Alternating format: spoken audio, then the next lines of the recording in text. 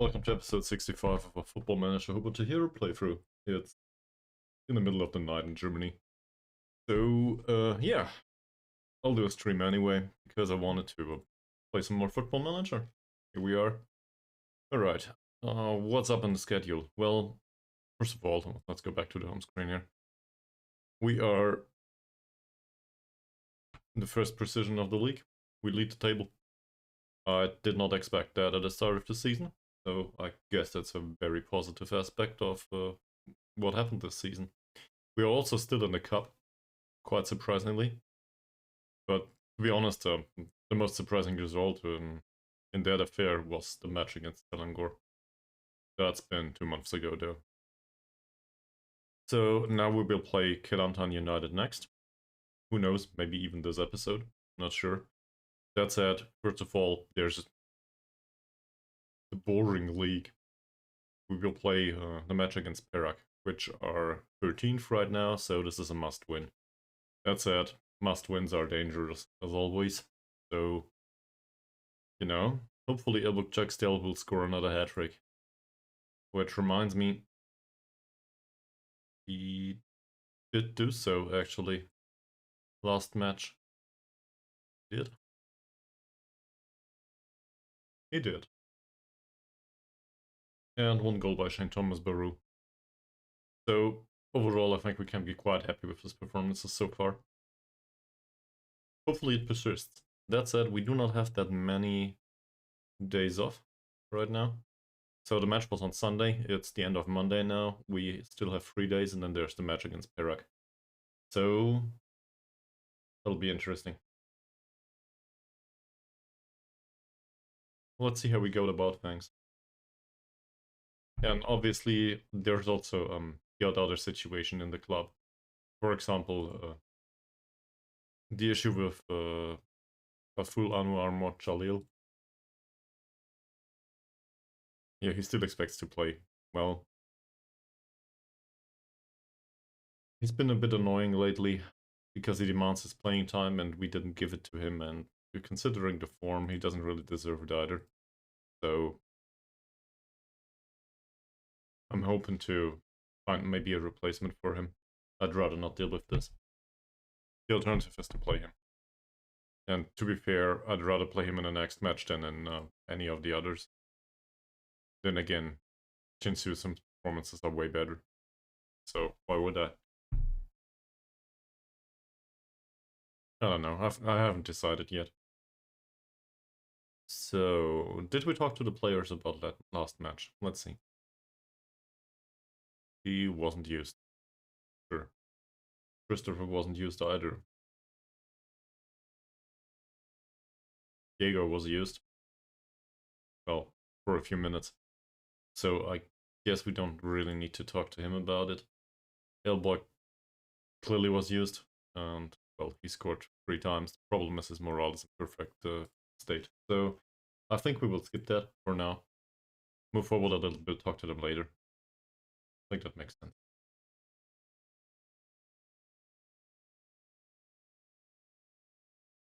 That's a victory of the under-19s, apparently. So if the under-19s are able to defeat Kelantan United FC, well, they're under-19s, I guess we will need to do the same in the cup in 1.5 weeks.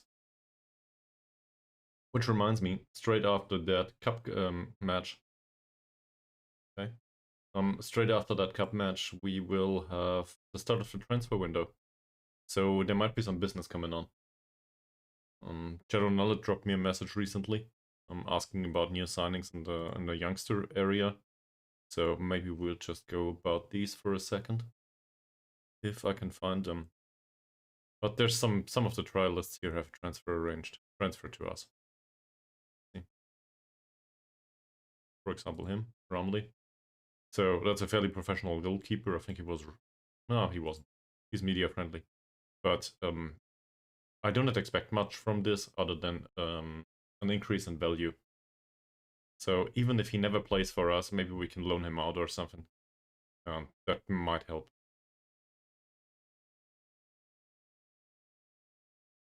Also, in general, the base wage was really low. So all of these are on 30 or 35 euros a week contracts.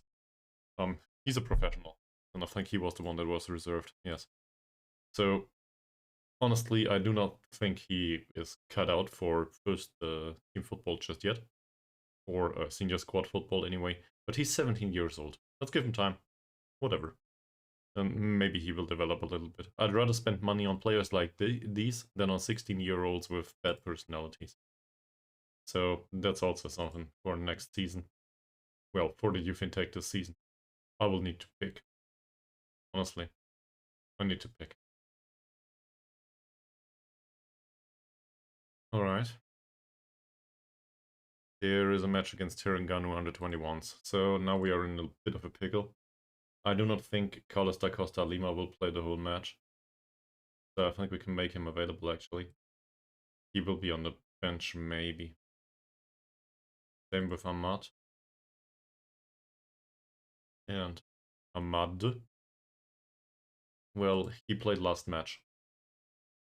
Confusingly, I know he's the worst central defender we have, but we gave him playing time there. So we'll play him for 45 minutes here. Let's see. How's his susceptibility to injury right now? Match load's light. No problem. Ahmad's match load is light too. And Ahmad. Match load's medium. So I think we can keep it like this. This should be a close contest, it says. Well, I beg to disagree. Then again, lots of blocks, lots of clearances by Muhd Idris. Yeah. So in other words, he has a lot to do in defensive midfield. Let's see, do we know anything about the tactics already? We know that's a balanced mentality in a 4-4-2. Which is exactly what it says here. Outswinging corners, defending the near post, and for the center. And the high defensive line, alright. So we expect a high defensive line in a balanced mentality, and they have, apparently at least he has a lot of defensive actions.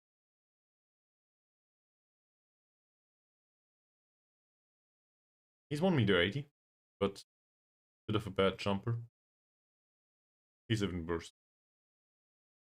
So chances are we can outjump them. This is concerning, I think, but well, he's the left back though. He will not be in the middle of the penalty area all the time. Same as him. So I still think floated crosses, as we usually do. I think there's some sense to this. And Elbug obviously is a good one to put these in the back of the net now. Sure.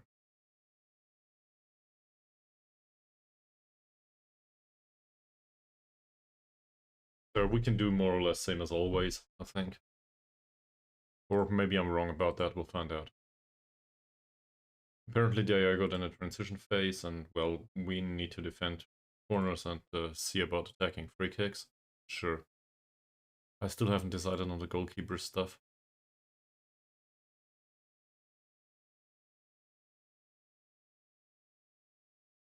He did concede last season.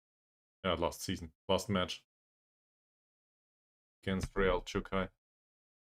I don't think that should have happened. And again, if I never play him... there's also the aspect of we need to play him maybe. Just to deal with the fact that somebody needs to be interested in him. So for that, they need to know him. Well, if they don't know him, they will probably not come and buy him off my hands.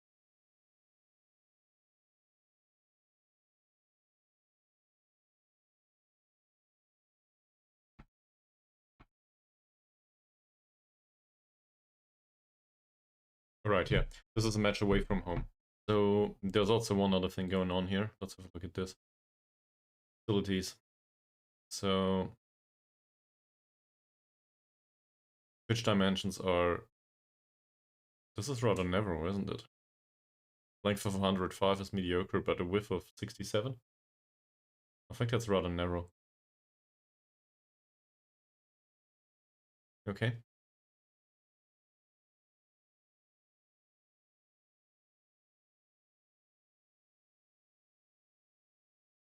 Yeah, evenly matched it says. And the match performance expectation is... Yeah, I'm also disappointed somewhat, to be honest. The draw. Alright. Well, I guess we need more than the draw in that case. So, let's have a talk.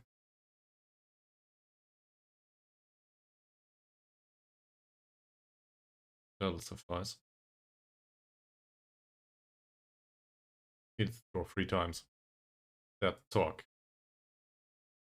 It gives itself, doesn't it?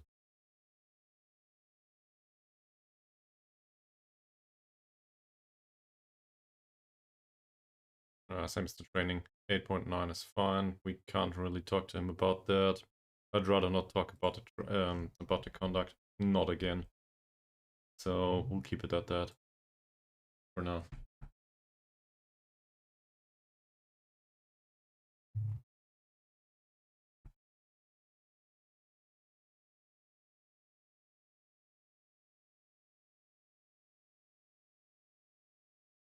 Akrula does want less strength training. There is barely any strength training, man.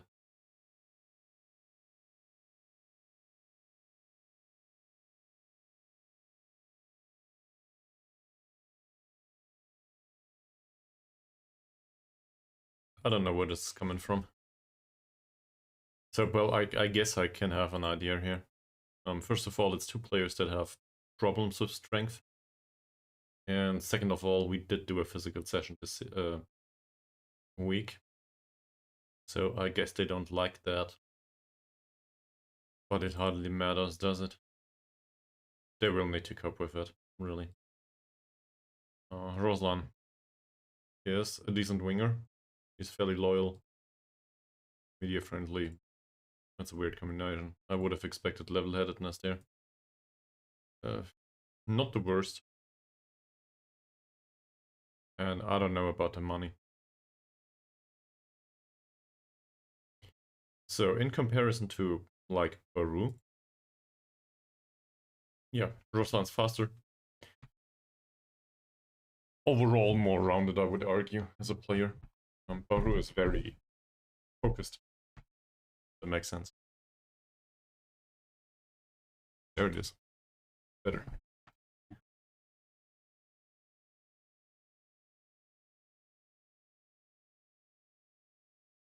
And then there's also Fawzi.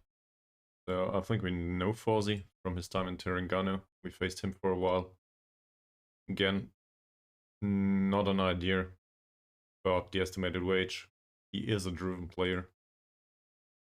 Driven and media friendly though is nothing I'm really excited about. And if I compare this to Masrin, we will probably find out that he's slightly bit better. Well, on the mental side, the rest of it is more or less the same. Quite a lot actually on the mental side. So yeah, that's definitely quite a surplus here. And it should make for better performances overall. But what do I know? That said, we will not be able to afford him. Well, it depends. If there's big money involved all of a sudden, then maybe. But not for now.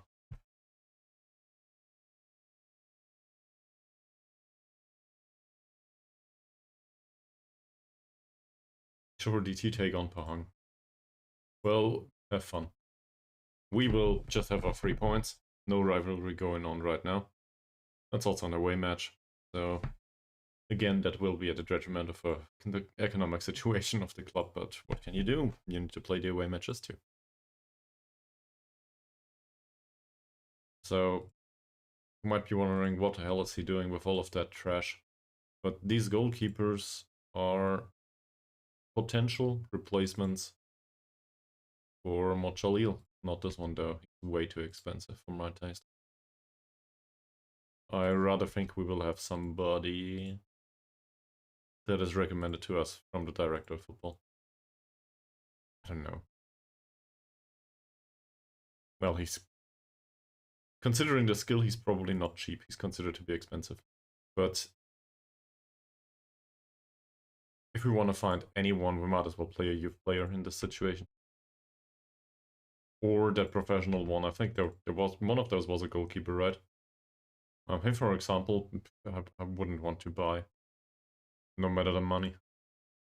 And there is no money involved, really. Balanced, outspoken, and volatile. Yeah, that's all signs of good character. I think I'll take a pass. So, let's see. We need to win this match. Which means we will probably go about it the standard way. Ankun did improve a little bit recently. That's good. I like that quite a lot. Sadly, the overall physical situation isn't really befitting of a deep line playmaker. But whatever, we'll be fine. Alright, he trained well. What about last match? He did play. Came off in minute 45. I think because we had a way superior lead. And overall, we were quite happy with the performance. He wasn't on a yellow. So it's just about him not hurting himself. I think we'll go with the tackle, really. That works. And I won't mention the conduct again. Not for this match. I think we need it for the cup match. Cup match is really important, so the dialogue option should be there. Mazrin, that's also just a no-brainer most of the time. Did he play at all? Came on in minute 45. Had good passing. We'll praise the passing and then move on. Not bad. Yeah, the training again. 8.35 is alright. Good job. Let's talk to Zakaria too. I think he had a bit of a decline in training recently. Don't like that.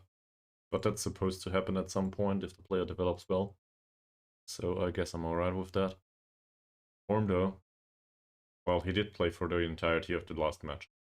He did have 3 out of 3 tackles, so overall his performance was fine. No chances created though. Again. And in this circumstance, like the 7.1 rating is probably a sign that we shouldn't criticize him right now. So I won't do that. Diego did play last match for 10 minutes or something. Barely worth mentioning. Funnily enough, he develops though. I like that a lot. So he was in decline for basically the entirety of his career with us. And now all of a sudden, he develops some of his attributes. So that's definitely great. His conduct though, not really worth praising, is it? Usually Christopher is the one to play on the left wing. Let's see about Harsey. Harsey doesn't really warrant a spot, and he came back from injury recently, if I recall correctly. That was in March though. Was out for 4 weeks. How is he? Seems like he's fine. Maybe for the bench. Christopher, on the other hand, did play most of the season. Not last time though. So no concerns there. He should be rather sharp and rather fresh. So I guess we play him. Given that he trains well. Anything else to mention here? How about form? 7.04 is not worth mentioning. It's better than average, that's for sure. But players probably wouldn't like it. I mentioned this. We could try to play Yilma. But then we get into trouble with the foreign player rules, don't we? How's Badrul Hisham doing? He's in perfect morale. There's hardly any complaints here, is there? Well, 3 out of 4 tackles isn't that impressive. 6.7 is not that impressive either. We'll criticize this. The lack of creativity. He's still in perfect morale there. So let's assume he goes to the bench, and we bring Yilma, for example, who did train well recently. That's better. He did not play at all. I do not think we praised his conduct recently, so we can do that. So now he's on pretty good morale too. He never played. I think that's an opportunity. If not this match, then when? So let's also see about the opponent again. Perak are gifted with a winger that is somewhat fast, not that impressive as a crosser. Dribbling slow, bravery slow, strength slow. So as a result, that winger is way more pacey than Yilma. But Yilma is a good tackler. And he has good positioning, so he might just mark him out of the game, or I don't know. I guess cover the space. We do also show them to the inside, so maybe that helps a little bit. Is it time for Fakrula to play? Well, don't know. So he's been complaining in training, and I don't like players that complain in training. Carrier, on the other hand, played last match, if I recall correctly. Yeah, 6.6 though is... could be better, could be worse. I mean, I guess we can praise the fact that he won all of his heading duels. Imperious in the air, it says. So that's alright.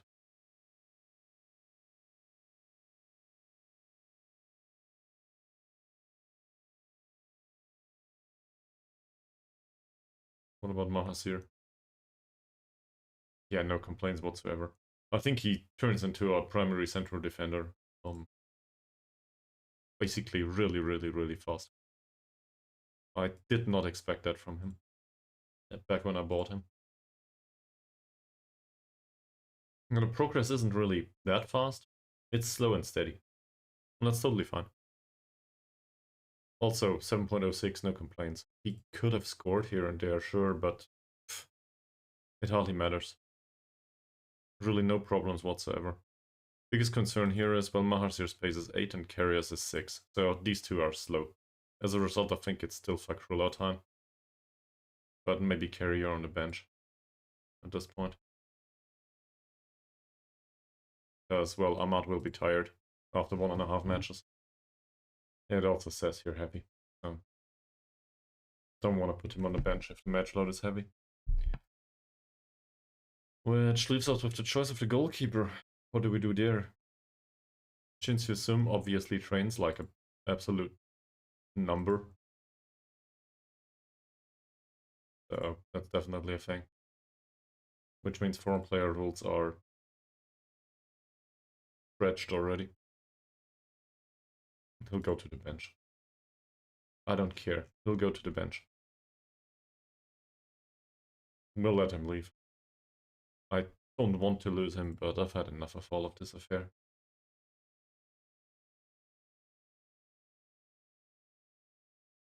Kamal Rudin is an obvious one. I think we will just sit him on the bench and then that's it. And a similar argument can be made about Mendruk. Now, my problem with Mendruk is he's a foreign player, and I don't like having foreign players if I don't need them.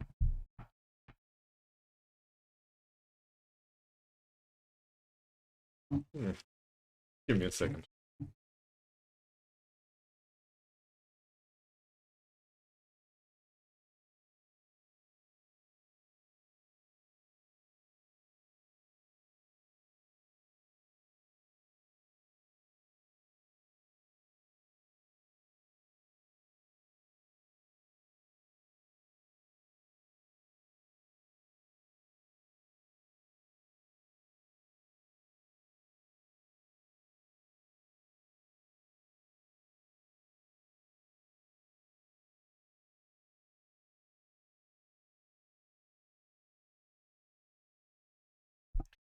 Alright, let's get back at it.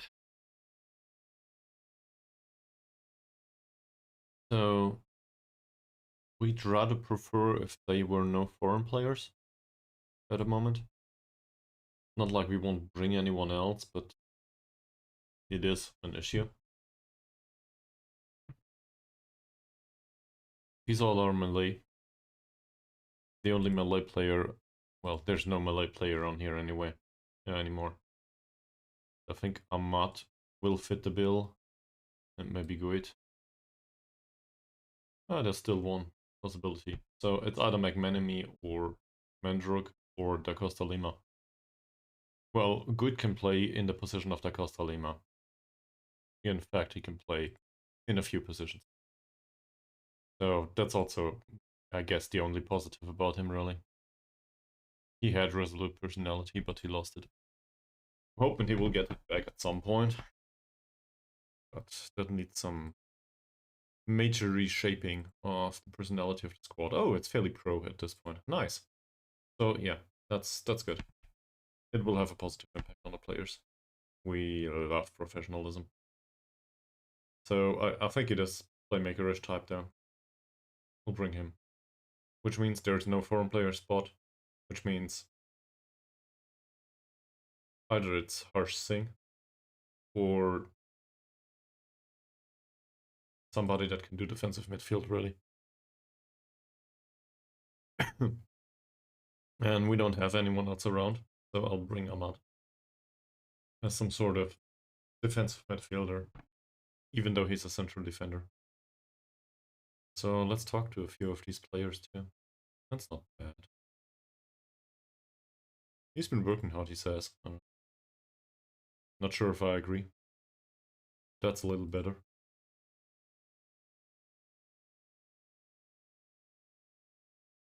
Obviously, some of these attributes are still ways off.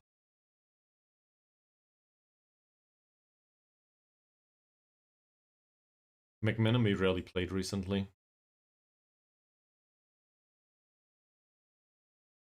Not that much of an issue though. Trains well.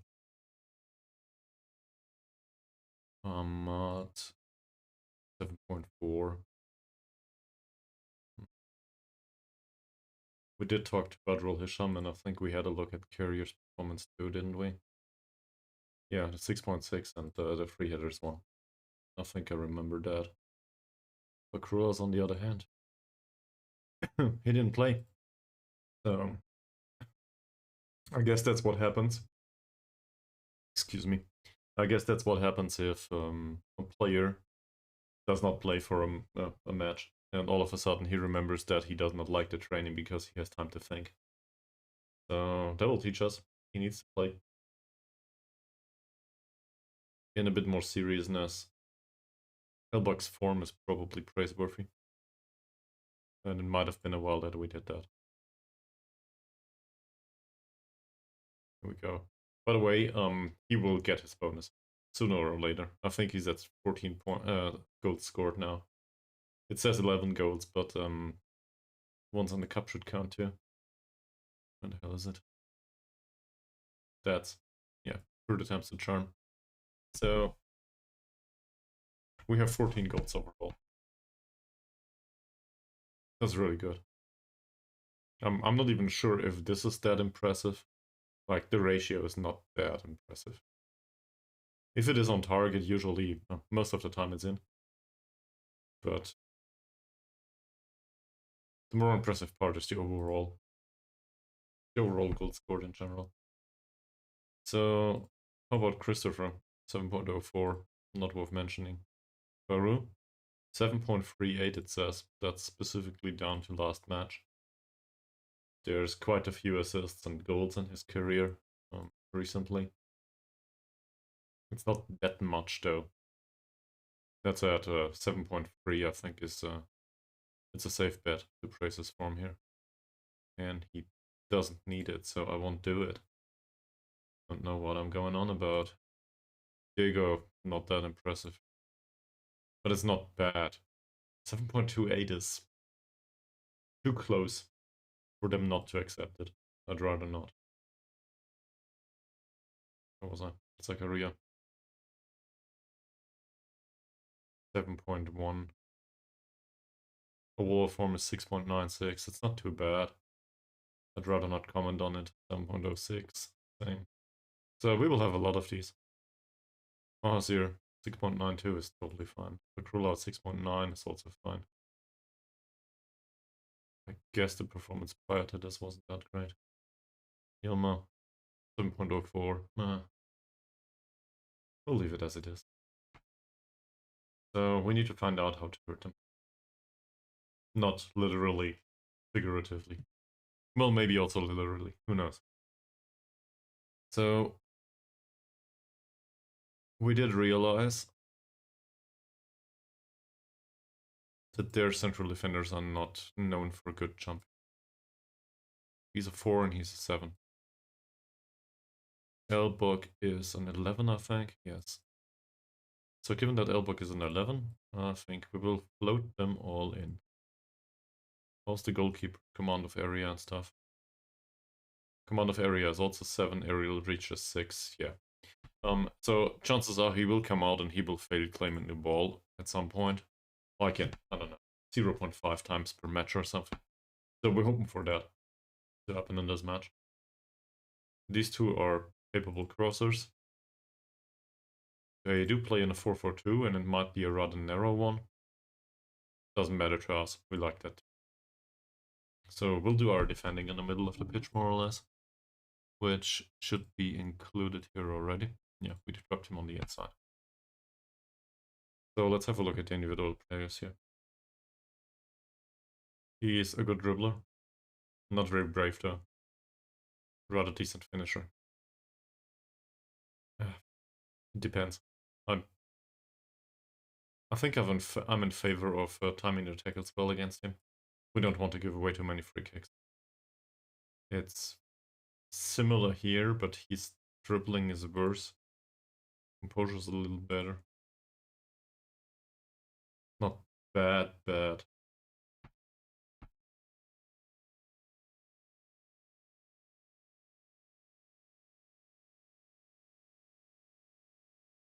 Well, I think overall, careful with that.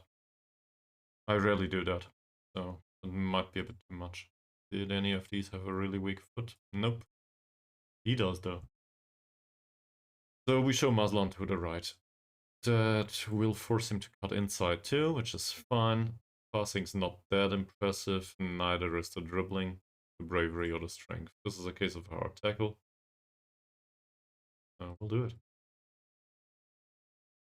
I'm not sure if we need to mark him tightly or close him down. He's more of a defensive player, to be honest. Which is good. He knocks the ball past the opponent. And, well, the first touch is okay. Dribbling, bravery are rather low, but he has strength. Passing and vision are okay-ish. Off the ball movement is low. Sadly, he's somewhat strong. But I still think we should try to mark him out of the match. And it's a very similar situation here. He has really good passing, but the vision is low. And the off-the-ball movement is even lower. In general, I think these two midfielders need to be marked out of the game. He also has problems on the physical side. And then there's a right winger, Ahmad. Again, more of a defensive option, it seems. Don't really think we need to do much here. Maybe show him to the inside, and that's about it. Mohamad. Similarly, this is a better player though. I think we faced him at some point and he had a really good match. I might confuse that. So marking him out of the game is probably a good idea, weirdly enough. His off-the-ball movement is somewhat lackluster. His physicals are good, but not that great in comparison to Baru's. The biggest concern here is he is a good crosser, he's a good passer. I don't like this. Let's mark. Ibrahim, on the other hand, is not much else to say here, I think. Nah, the rest of it is all over the place.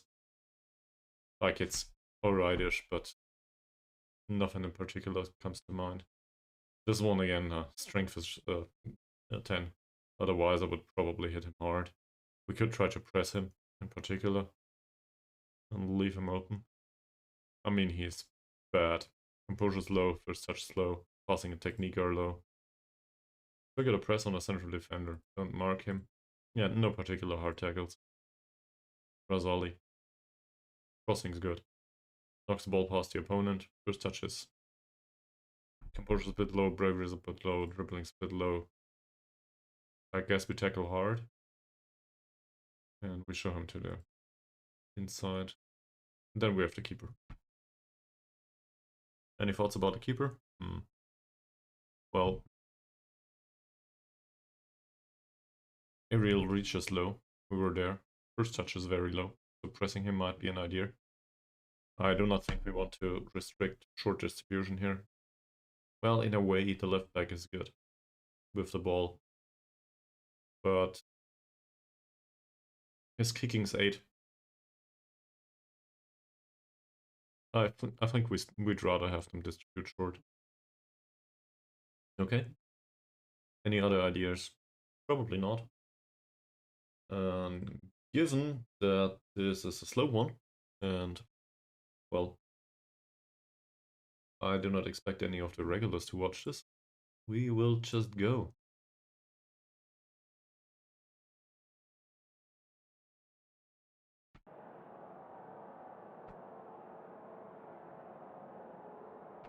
Let's see.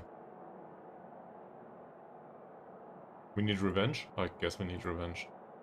We always need revenge if it comes to it.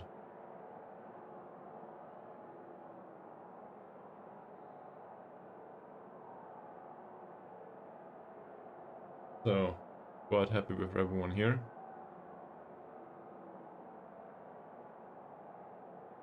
Where is it? Reluctantly? No. Cautiously. Here we go. Not the best motivating pep talk, but I think we'll go about it this way. Alright. Let me grab some, I guess, bottle of Coke from the kitchen, and then I'll be back and we'll do the match. BRB.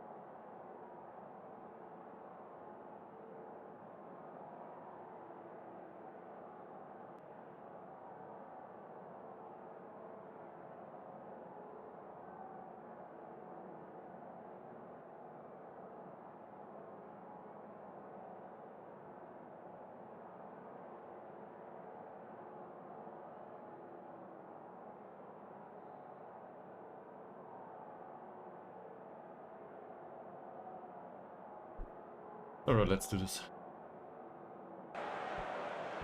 So, away match against Perak.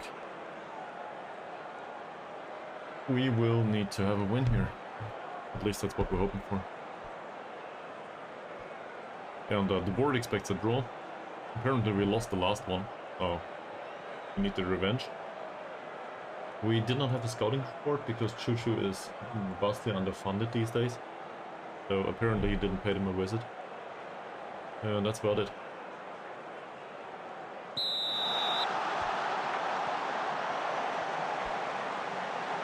We do play more or less the strongest players we have, I think, yeah.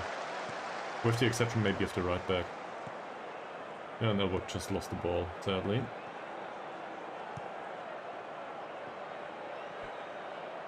The stadium is somewhat narrow, but not too much.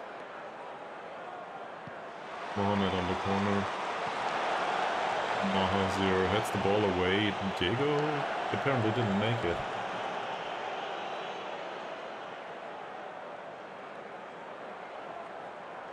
Dilma, Ankun, Dilma again. Mahazir. Nice circling of the ball. Christopher. Duncan. Ooh, that'd be a good penetrating pass. Muslim intercepts this one. That's the left winger, if I recall correctly.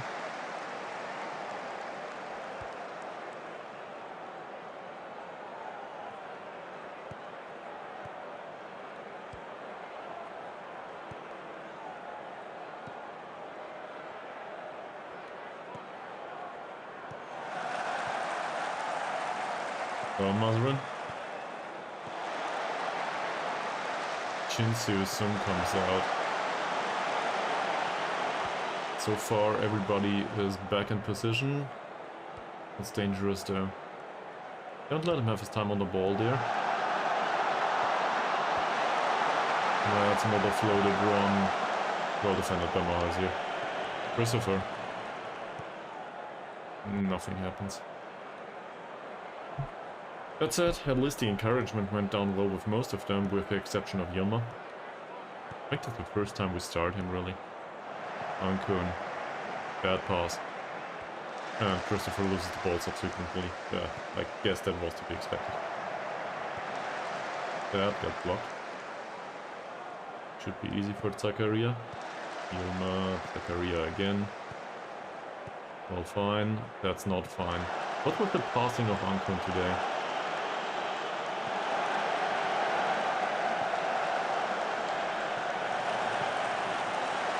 Alright, in the end it was a weak shot, but to give the opportunity to them, that's not bad.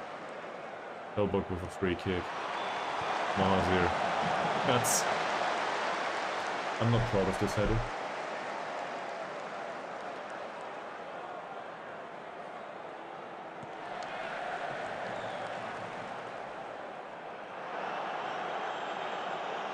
Alright, well controlled. Now do something useful.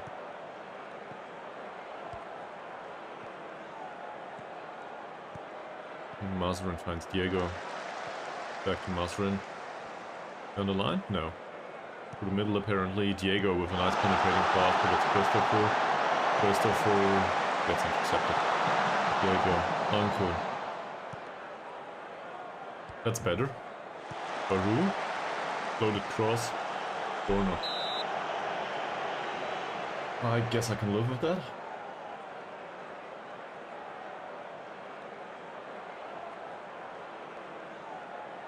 Christopher takes the corner. Second attempt. Elbug. Christopher again. Towards Baru. He didn't dodge jump his man, obviously. Yilma's cross. Loaded. The goalkeeper doesn't look that impressive. And Christopher comes from offside. Well, this is definitely a match of low-grade chances so far, if any. I was hoping for a little bit more, to be honest. Elbug wins the header.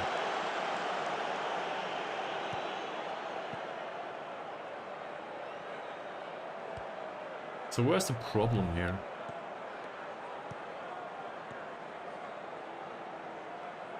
Baru wins the ball. Ankun.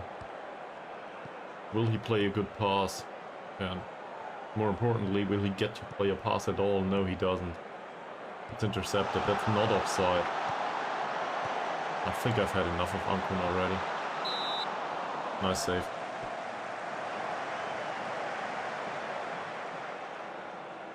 Is it just a sampling bias, or is Ankun's passing really bad so far?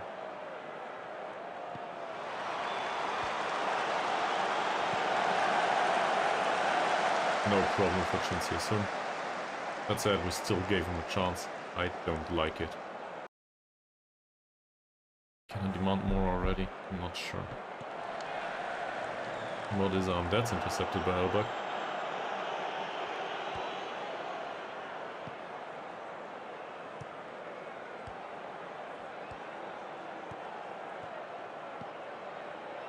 A nice combination of passes.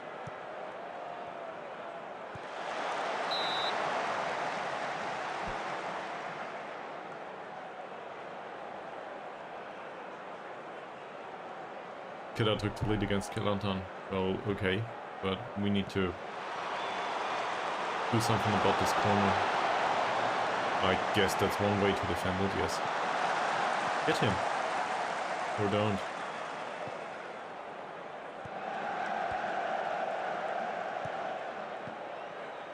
Feels like our intercepting is a little bit off today. So what do I do about it? Either we go full out attack, or we try to shut them down a little bit more. It's not like they have a vast amount of chances there. It's more like we don't have any. Oh, that's really annoying. Strangers. Oh, Lots of them. I'm sure they're friendly. Welcome. nice! It's been a while since I've been raided, so welcome to the stream. Yeah, so this is a league match against Perak FC, and we are top of the league right now, so we want to win this if we can. That said, as you can see by the expected goals, 30 minutes in, this is not our general form, I would argue. Also, name's Chris, I'm from Germany and it's in the middle of the night here, so...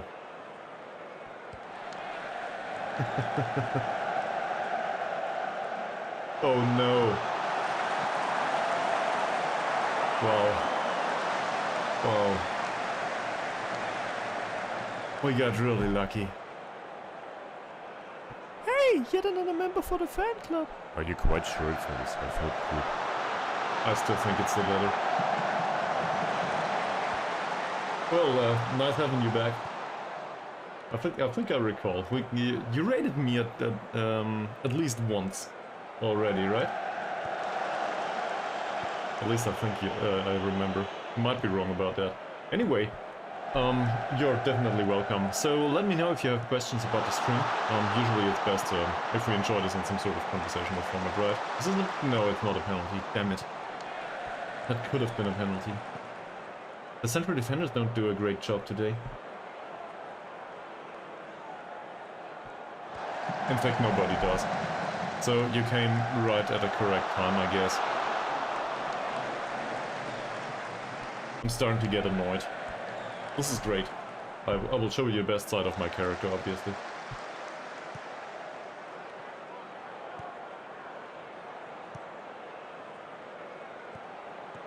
Well, that's a foul. It's not given though. And we concede another corner. Usually, this season we were quite clinical with the finishing and had a lot of chances. So this is quite the opposite. And this, by the way, is 13th in the league. In the Liga Super Malaysia, this is second to last. So I do not expect, well, I did expect more. I do not expect this to be turned around single-handedly all of a sudden. That said, oh, Diego missed the opportunity for the pass. Man. There's a floated cross. And that's still nothing. So, any ideas on your side?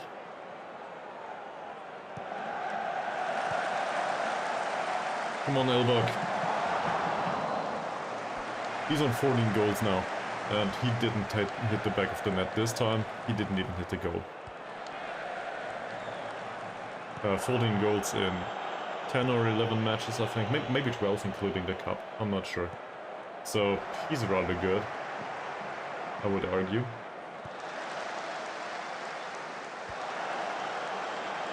This. Another one. Hopefully we can keep the clean sheet for now, but we will need to do tactical changes for the second half. I'm open to suggestions. Well, at least that shot was way misplaced. But they have way too many chances. I don't like that at all. Alright, this is away from home. We are the leaders of the table though, so...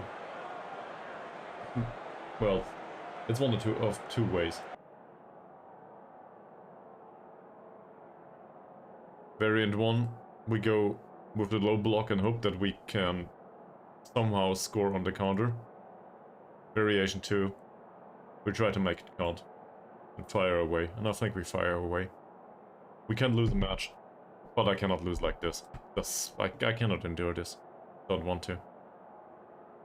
This all should be preset. The floated crosses aren't, if I recall correctly. Let's see. Nope. We need those. Given that their central defenders are really bad.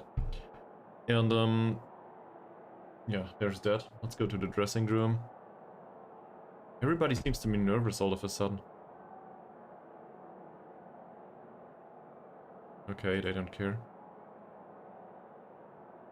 I will not ease the pressure on them. There is pressure. Easing them will not help. I'm not happy. Alright, we need to do a extended break though. I will see you on the other side, and then we'll do the second half.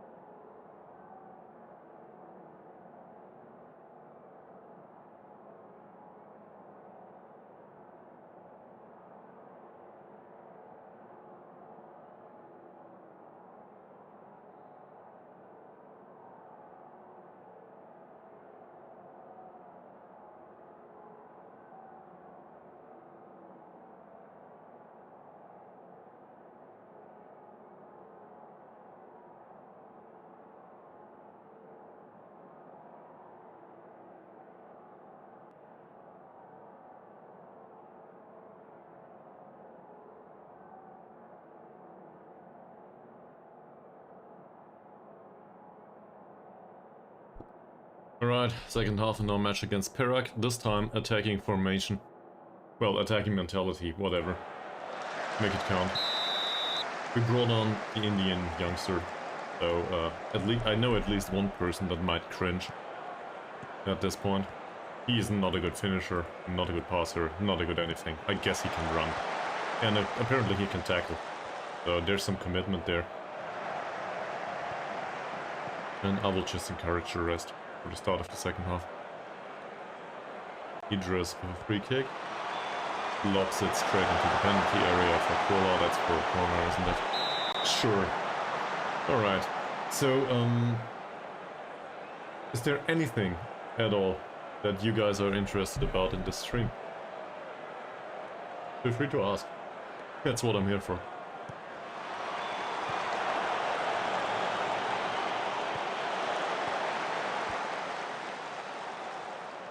No, that's not too impressive so far. Mohamad. Will he go past his man? Please don't. Yilma, it's a foul. Yilma is a good tackler, but apparently not this time. That's not good either.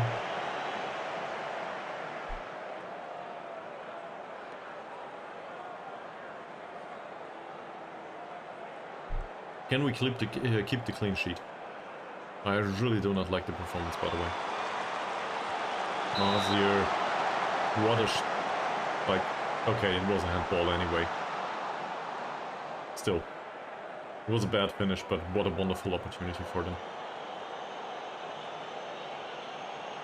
We made it to the quarterfinals in the cup.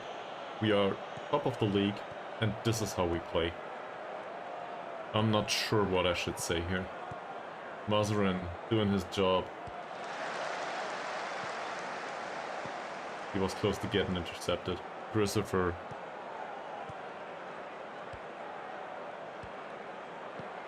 Yeah. What's look? Phrase this in a good way. Like your tactical advice, or or something even less fun.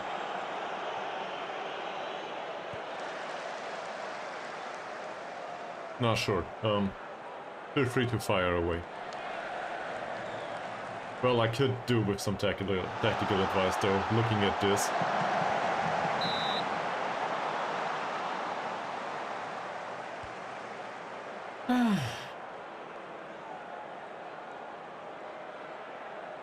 Sure.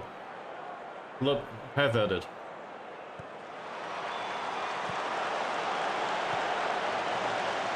I see. Well, the match will probably be over by then, though. So I guess we will need to look at that later on. That said, it can't all be wrong, right? Given that we are in the top spot of the league right now. This is just bullshit. What are you guys doing?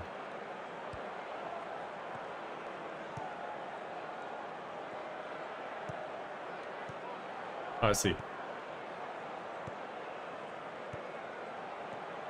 Well, yours or mine? Probably both. Or are we talking about your audience? Yeah, that was way overdue. Oh, thank you very much. I'm not sure if I deserved that. I imagine I picked up the odd thing here and there. But that's about it. 10 years of playing this game probably brings that with itself. That said, I'm not that good at football overall, but I can certainly try. So this rubbish doesn't work. It's not the goalkeeper's fault though. Seem to lose confidence. Well, Yilma, it was your starting. I guess it was his debut in a starting 11, so he'll go to get off the pitch. What about the rest? Mazran is fired up, but he doesn't play well. He's disheartened. Yeah, I would be too. Very fiddly in micromanagement. That's good to know. I always thought everybody played the game like this, to be honest. So, but I'll take it as a compliment. What's so different about it, though? Like, well, let me put it like this. It does not feel that in-depth to me. This is just a standard way of playing this game to me. So, like, I go about stuff like this all the time.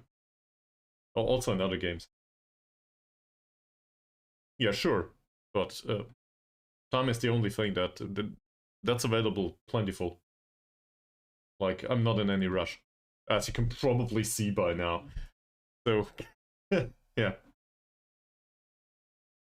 But I guess there's this, there's the expectation that gratification comes immediately, and I have no problems delaying that. In fact, I'm prone to the other thing. I'm the one to delay gratification until I'm dead.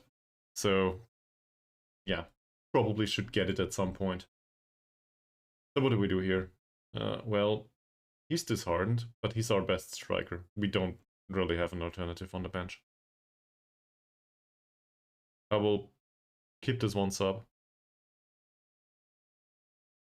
Get out there and make it happen. And then, I think... Well, I'll wait until the sub has been made. But maybe we need to go through the middle and or down the wings. Because so far this doesn't work. As you can clearly see here.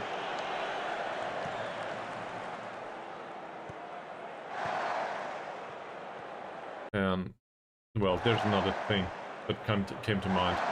We instructed them to tackle the strikers lightly. I think that's a bad idea. Good one, but it's a corner. Alright. That will see the sub.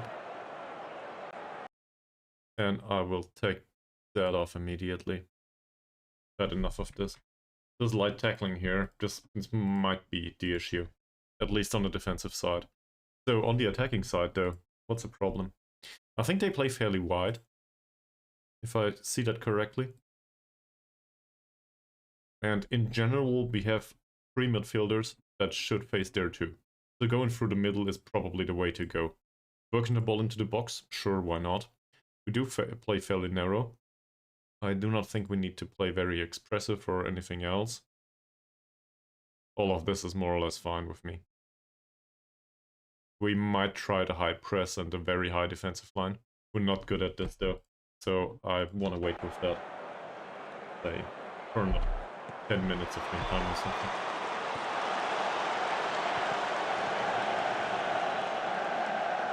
Elbug with a free kick. He did score these recently. He's a decent free kick taker at least, so let's see if he can turn his finger around single-handedly. He can't. He hit the wall. That's it. Go. You can do it. Come on. Corners are also not our strong suit, I guess, but set pieces in general we were okay with recently. That's one of these things that I don't do myself anymore. I've had enough of them. Like, you need to change them all the time. I gave them to whatever, the head of youth development, I think, does them right now for us, because we can't afford an assistant manager. Or any coaches or a physio. Floated. Mahazir. I guess it counts as a chance. Yellow card for Mazrin. Right. Time to take off Mazrin. We have Kamarudin on the bench. Let's see what he can do. And it's time to get the party started. So we'll risk it. He's uninterested after feedback. Come on, Elbug, really? We will have one additional substitution break afterward, so the last one will need to have 2 players in it if we want to use both of them. Kamarudin's position is weird. This part of playing through the middle? I guess it might be. As you can see, this is their winger. This is a defensively gifted guy, funnily enough. Same here. They seem to stand fairly wide.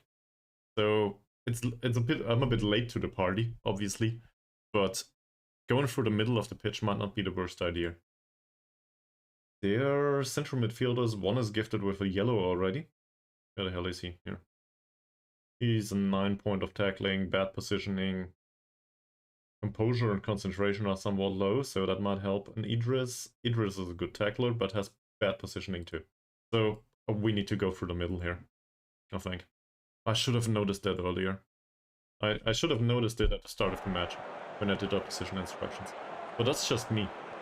I'm prone to errors. As everybody, I guess.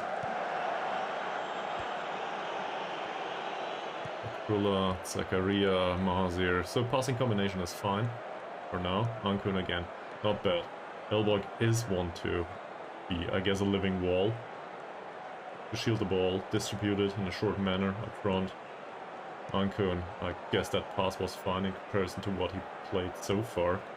That's fine too. Zakaria can play good long balls if he wants to. Christopher cuts inside, there's a floated cross, and it's good. Well, okay, it's something. Now, the biggest concern is that we only have 30 minutes for this. Can we make it work? Well, no, we can't. That's... wow. What a save by Chinsusun. Great. And he was uninterested after the feedback, so we will demand more, I guess. First of all, though, we need to face this corner. We need to turn this match around somehow. Like, I can't lose this. Well, I guess I can. I don't want to. Not a long shot. Go! Get that ball! 65 minutes. So we still have 2 subs on the bench. Hassan Ahmad is not a good player. Carrier could come on for one of the nervous ones. They're anxious and nervous and stuff. What's going on with them? It's like they have something to lose now that they are first in the league.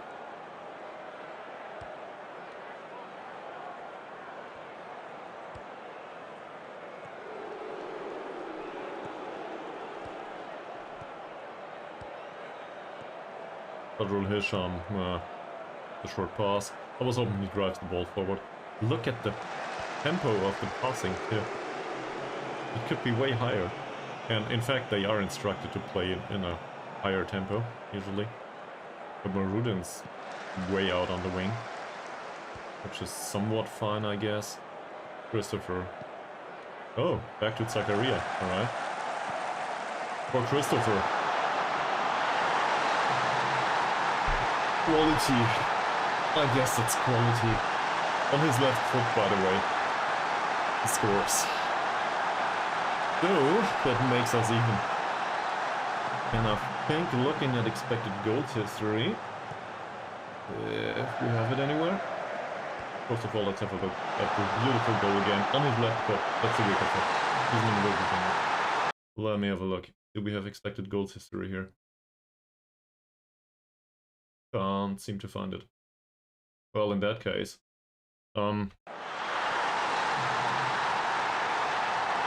I think the tactical changes at least made an impact. I'm not so sure if it is a positive one altogether, but it's still better than giving away chances all the time and not creating any ourselves. And all of a sudden, there's some impact here. It seems Elbug is rather motivated. That's a throw in. Let's go, guys. You can do this. Ah, some motivation. Hopefully it will help. 72 minutes. Badly, Elbug is tired now. That comes with the role as a pressing forward. Called defensive forward these days, isn't it?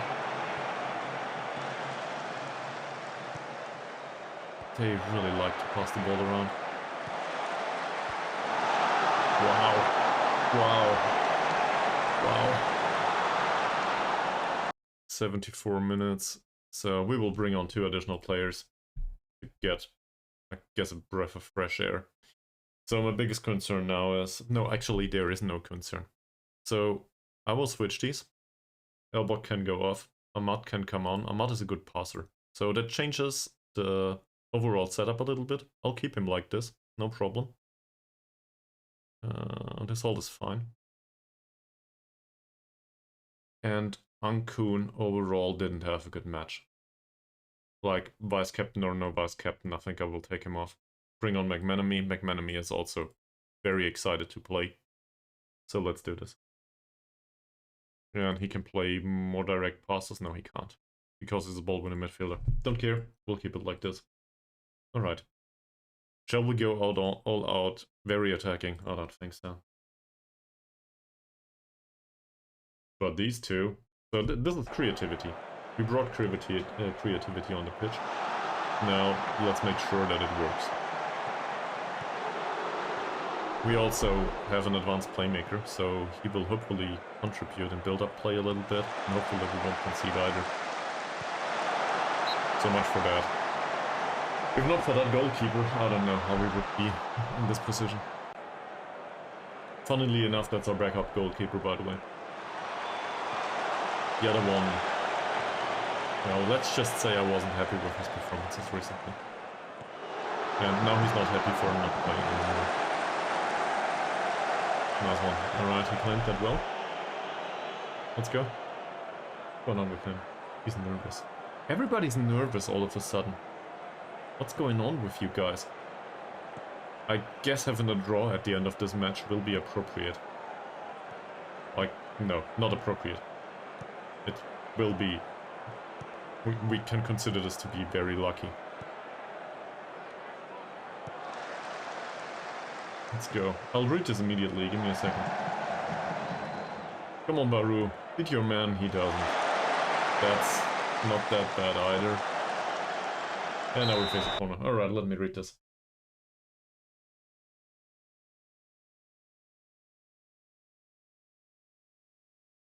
Yep. So, I mean, good is not good in either of these, to be honest. That's, again, that's part of, I guess, the budget. So, we can obviously try to be a bit more aggressive with that. In fact, why not? Let me try this. But, just putting that out there, he's not good. In general, though, there's a misconception, I think, about the duties and, well, very... The thought that somebody will score more because they are on attack duty, I think I would like to contest that. Given that Elbug Chagtsel managed to score 14 goals in 12 matches or something. And he plays as a pressing forward on defense. So I think we have that covered for now. Well, it's not that bad. And I did not use it like this. I used Elbug Chagtsel, who's on the bench right now. I used Elbug Chagtsel as a target forward last season. And funnily enough, he scores way more. Yeah, but more aggressive style in trying to find space. This though, oh no. What an interception by Kamarudin. Great performance. That really was a last-ditch effort, wasn't it? It's well cleaned by the keeper, sadly. So I think I will take off the step up more. And put this a little bit back. Try to not get them that much space. Because that was really easy for them in this situation.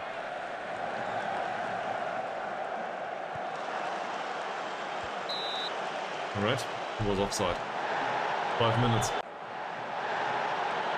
If we get something from this match, other than this point, it would be highly interesting to me. Did I change his role now? I can't seem to recall, sorry. Yes, I did. Oh, that's new. He's also a really shitty finisher, by the way, good. I don't know why he's in our... I guess I know why he's in our squad. I signed him. He had resolute personality, okay? I wanted him in the squad. Yeah, but, in general, I'm quite happy with the pressing forward so far. And I wouldn't have guessed it. So the pressing forward on defend unit is still, it congests the middle of the pitch quite nicely. And that was the primary intent. And all of a sudden, we do not concede that many goals anymore. This match is a really bad representation of this. Most of the time, we do not concede that many, or we do not give away that many chances. So usually, the opponent does not have these chances. I do not know how this happened, to be honest. And it really annoys me a lot. But to have Elbug up front, way closer to the midfield, that basically shuts down supply most of the time. And we do have these transition phases when we recover the ball in midfield due to a tackle or whatever, interception, and all of a sudden they are way overextended. So in a way, it's a part of a team instruction that helps us to transition play really well. And for some reason that happened all the time. But I'm not specifically arguing that it's a counter-attacking thing, necessarily. That happened too, but I think, funnily enough, it helps us control the game fairly well, because most of the players are somewhat focused on the defensive side of the game. That's new, like, for me. It is, I think, the first time ever that I can make it work. But we don't know about the second half of the season just yet. Also, this result is rubbish. So the result is not good. I'm not sure if I want to give them... Well, I don't want to shout at them. I guess I'm happy with the result. It was away from home, but they didn't play well. Alright. Let's be... Everybody was nervous already. We are in the #1 spot in the league. Oh, alright. Yeah, it's right after the match. So... we will have a short break. BRB. Now Mauritius. In this moment. Yes.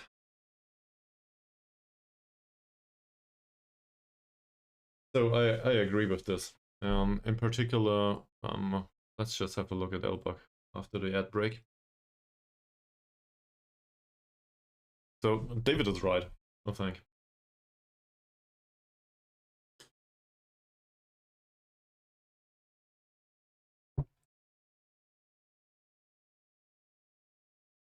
Alright.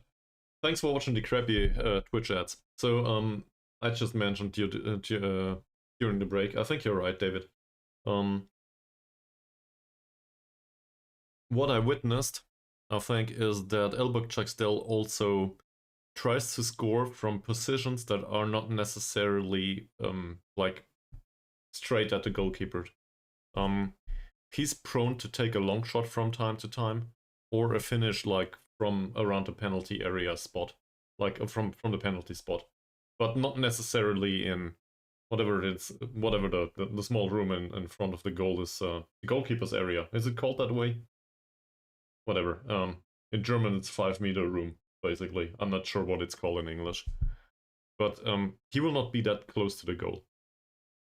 That doesn't necessarily imply that he will not take shots. If he's good at those, he will score anyway. But it comes at a detriment of easy marking. Like, it's just a different way to make it complicated for the defenders to mark him. Because he will drop back, basically like a deep lying forward or something. And if he can shield the ball, and he can turn, he's really dangerous. Like, not necessarily going into a dribble or anything. He just receives the ball, shields it, lays off a simple possession pass. Like, his passing 6. He's not that much of a creative player. But it happened that he turned and just took a long shot and hit the back of the net. It's really hard to defend. Because as a central defender, you have to make a choice. Get at him, and well, if it comes to it, concede a foul. Or give away a foul, whatever, however you want to phrase it. Or stand a bit off, but then he might turn, and he will take a shot from everywhere. He will not run with the ball until he's close to the goalkeeper. He doesn't care. Because his mentality is, we don't have that many chances, let's take this shot. And he will do it. So I think a pressing forward is not necessarily a really defensive choice only. Like, it is obviously a defensive choice, but there's an attacking element to it. And I like that very much. So, yeah.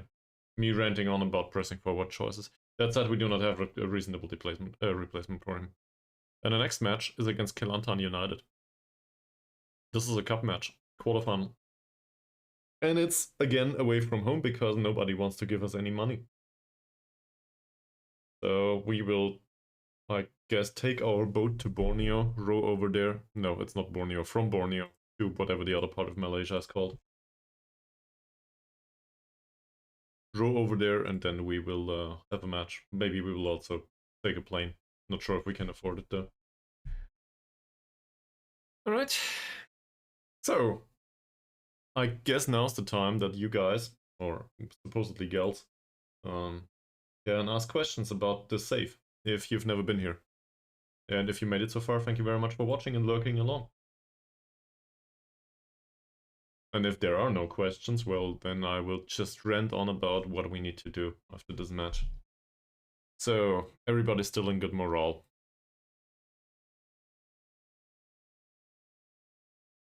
I'm not happy with the fact that we didn't win. An inverse segundo volante in attack. That's an interesting way to phrase it.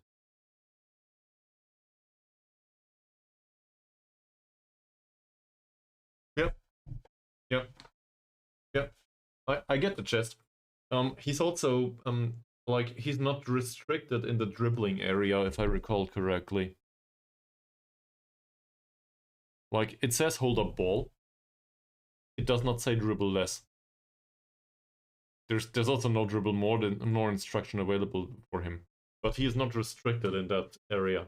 Like, it's most of the time it's a no-nonsense kind of striker role. He just keeps the ball, and if there comes an opportunity, that's fine. But sometimes there are glimpses of creativity. And I think this all goes back to a common misunderstanding in Football Manager 2. And that is the misunderstanding that just instructing somebody to do something not that much, or with more intent, does translate to them not doing them at all. And that's just blatantly wrong. That's something I need to learn all the time. And a point that I'm very happy to elaborate all the time. So in Diego's instance, for example, he's a really horrible finisher. with his 3 points of finishing. His mentals are way off. His passing, lackluster. So in his role as a box-to-box midfielder, he's basically not allowed to do anything. And I'm not even sure what the result was, but he did score recently.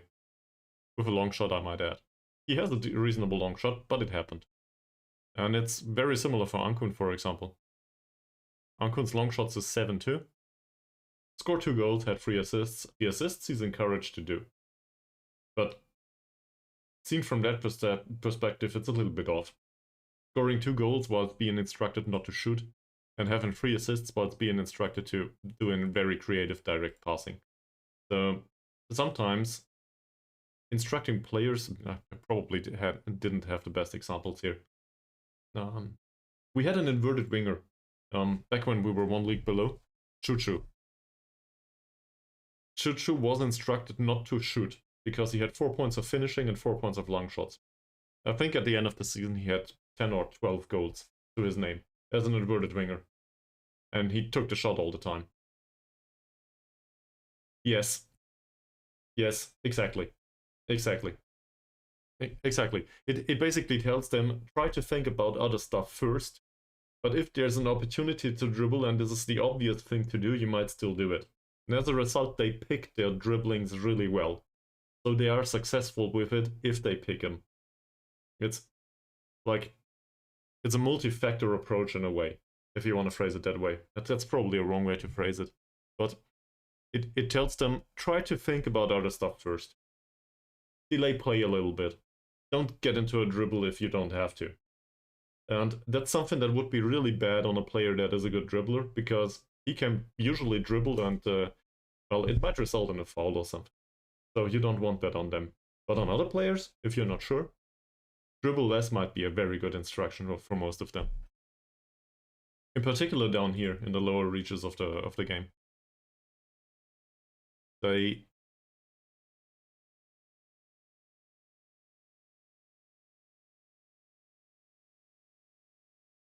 You gotta be kidding me. So he rallied the troops against us. Ankun, Hisham and Mazrin.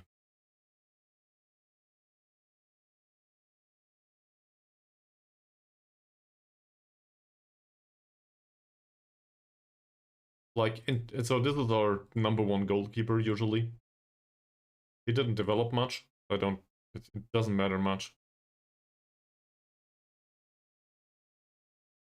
Yep.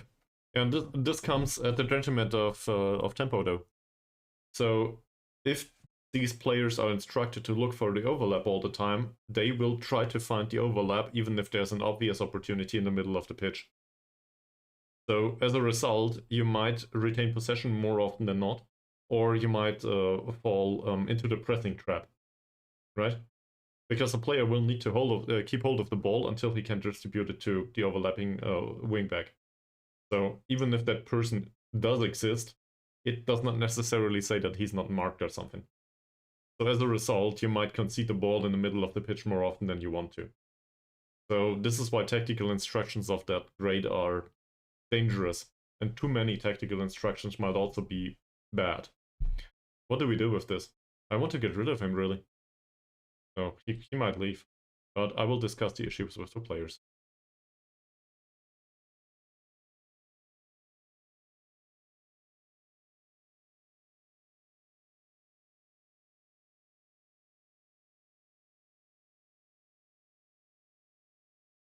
Well, so these are very important players. Well, Muhd Jalil not, but Muhd Jalil is the one that he is pissed. Mazrin is a highly influential player. He's our left back. Ankun is the team leader and well, he's vice captain. But he will play all the time. So we need these two, and we need them to be happy. They are very positive though so far. Yeah, they just want to get along. They want everybody to get along, I guess.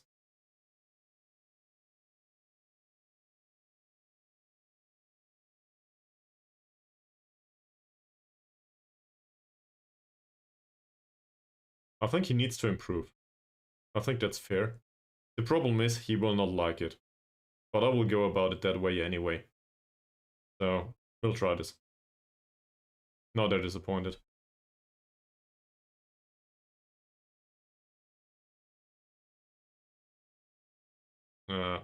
Well, what?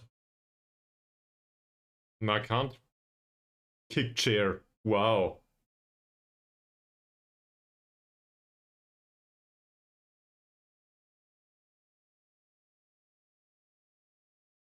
I will give him the playing time. I'll do that. We'll see.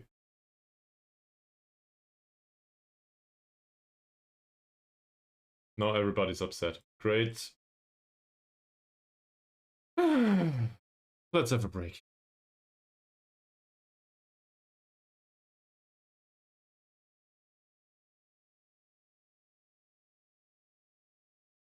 Certainly didn't expect that to happen.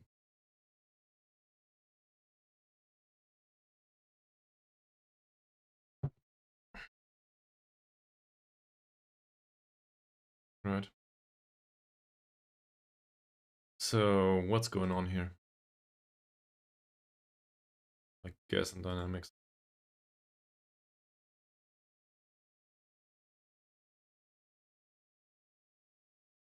Muhd Jalil is still the only one that agrees that he wants to start more games.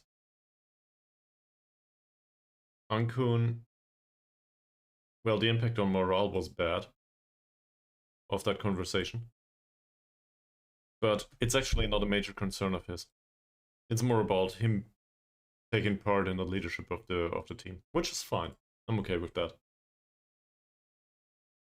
And Muhd Jalil's morale is obviously, well, quite unhappy now. I'm not sure how to deal with this. So either we sell him and find a backup, but just to put that out there, Chinsusum, it doesn't show now. We don't have a physio anymore, we can't afford one. But, well, we can, but the board doesn't want us to afford one. He's fairly susceptible to injury, and, well, this is an understatement. So, the goalkeeper we use right now, whilst being a fairly professional player and developing somewhat okay-ish, he's also want to fall off the path at some point due to injury. Muhd Jalil isn't. Muhd Jalil is just bad all the time. Like 39 goals conceded in 13 appearances.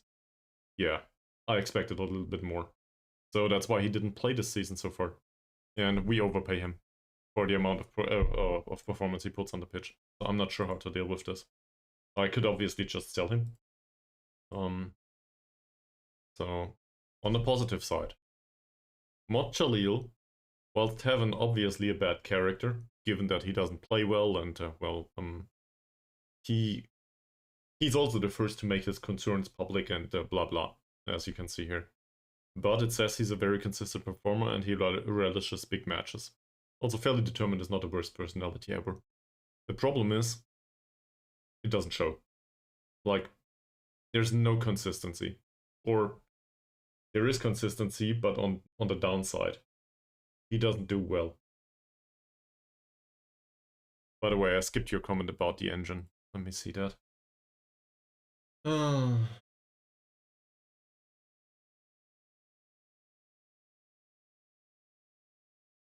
Yep. So, but I agree with the winger plus wingback combination. Well, for me it's inverted winger plus wingback.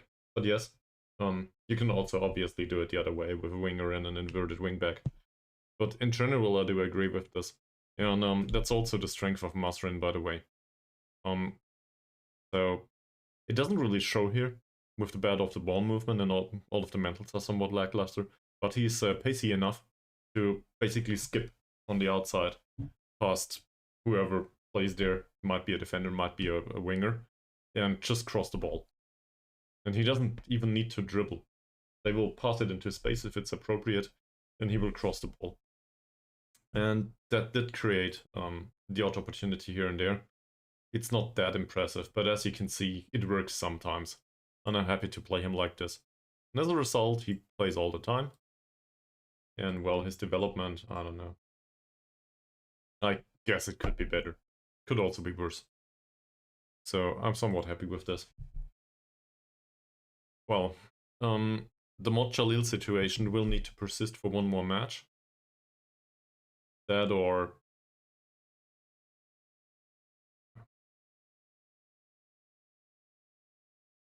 He's very interested in speaking to clubs. So, funnily enough, this is a lot of money for us, and given the performances that he brought so far, I'll list him for transfer. Let's get this thing done.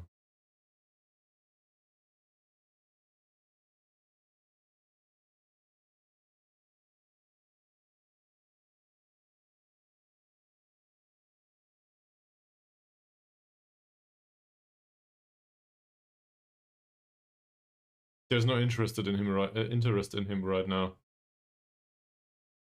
Oh shit. In that case, let's try to generate some.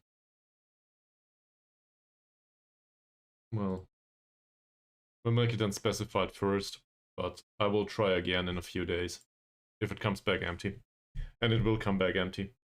That has to do with the transfer window being closed just yet, though. He will not play, not in this match. He just returned from injury. An ab strain, I think. That's also something I noticed. So if you want me to be all fiddly and into detail, let me phrase it as a question. How do you guys deal with training? What's your schedule? How do you set this up? Because I think I had an epiphany recently. And it is really a stupid one. Well, in hindsight, I guess it's a really stupid one.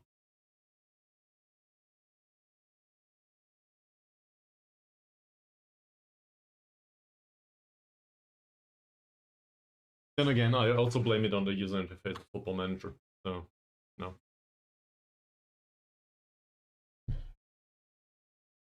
But I'm hoping for an answer here.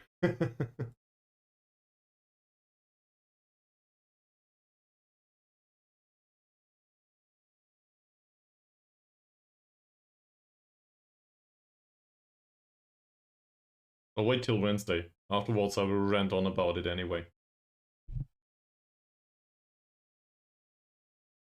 I will not do a recruitment review right now. I guess I will do it. I don't know why they implemented this stuff. So, sure. I know all of this. I know all of this too. I do not want to set recruitment focus as we don't have any money. Thank you very much. Recommendations. There's none. Other recommended players. There's 5. He's listed for loan. He's not good enough. I mean, I guess. But 3 points of strength, probably not. Masni, nope. That's not bad.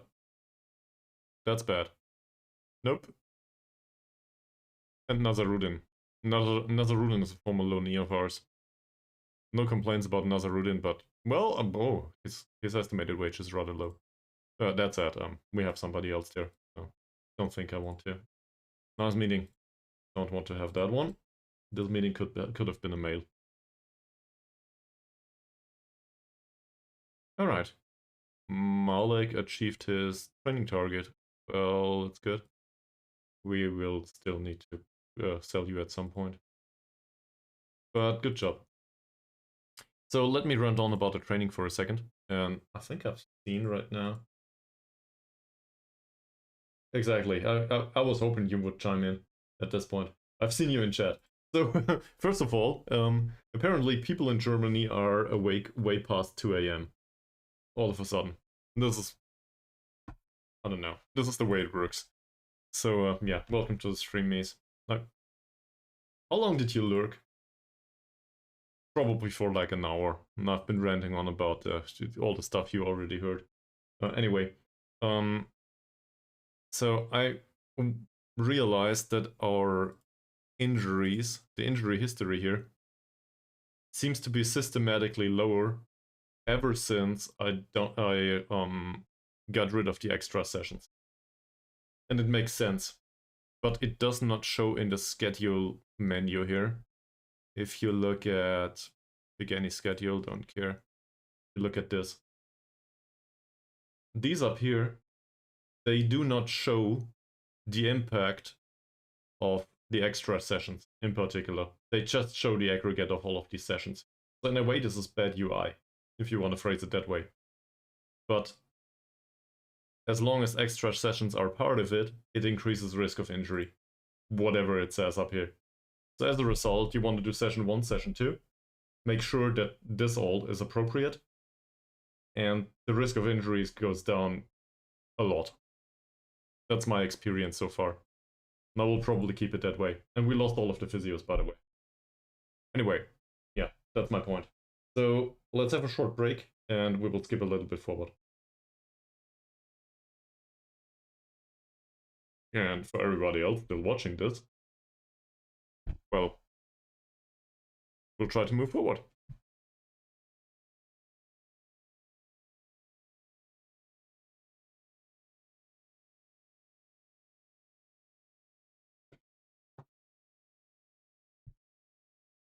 So obviously we need to bounce back with a win. Oh. Okay. Not bad.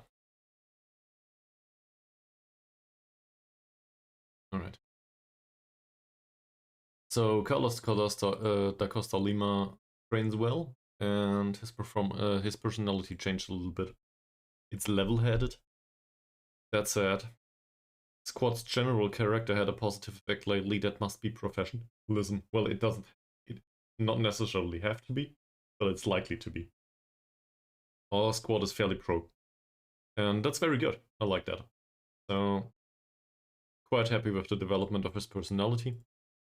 Let's keep it going. How does it work out for you, by the way, Mies? Like, making them suffer all the time? How many injuries do you have? And we will try to talk to these about their failed targets. We'll encourage them a little bit. Yes, you failed. I still think if you train well, not much. Okay, well, maybe you can afford a physio or two. Which reminds me about the really interesting stuff in Football Manager. Okay. There's a scouting report. Apparently Chucho is able to travel to Kelantan United at least. The really interesting part of Football Manager though, finding stuff. So, let's see. Can we offer more than 50 euros a week right now? Nope. Nope. Still restricted. Can't do shit about it. Well, I can offer you 50. Or not. So there's that. Great having this talk. It's the same for all of the staff in the club. I have no idea where this comes from. They changed it from one season to another. So now we don't have any staff anymore. Because, well, I fired everyone else. To be fair, we need the money. But still, it's really annoying. Professional contract for him? Hell no. In fact, can we... He's open to speaking to other clubs. Yeah, go away. And Abdullah, I mean, I guess I've seen worse for a youth player. Then again, I'm prone to signing youngsters and stuff. He's open to talking to other clubs. Because he's out on loan already, I think. We shouldn't transfer list him.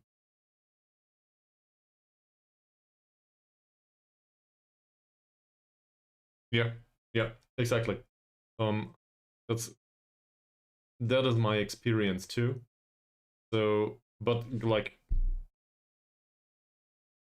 it took me like 10 years, I think, playing this game to realize this recently, and maybe it's completely wrong. But I blame it on the user interface actually.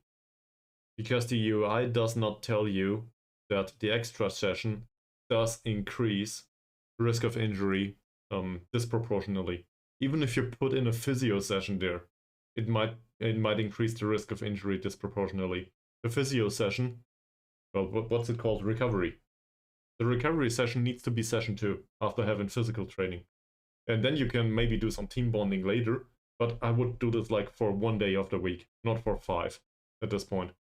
And as a result, the overall amount of injuries for me, specifically in the save, and you can witness this on YouTube or in the VODs here on Twitch, it declined, even though we don't have a physio anymore.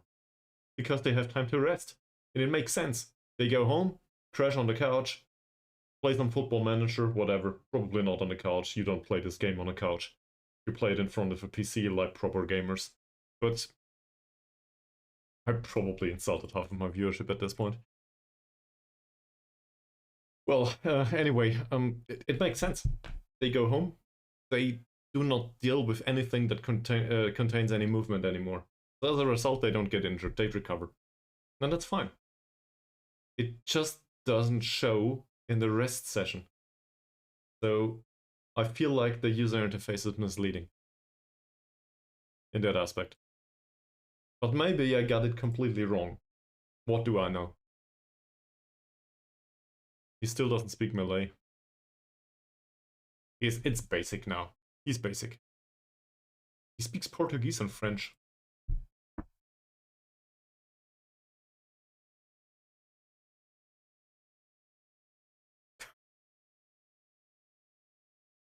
Jiren Mullet? No, I have no idea, man.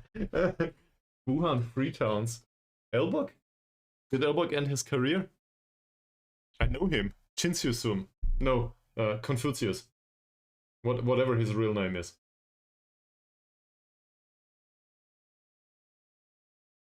Wuhan Freetowns. Der schöne Bruno? Labadia? No. Who the hell are we talking about? Labadia. Wow. Oof, okay. What's he doing in real life anyway? He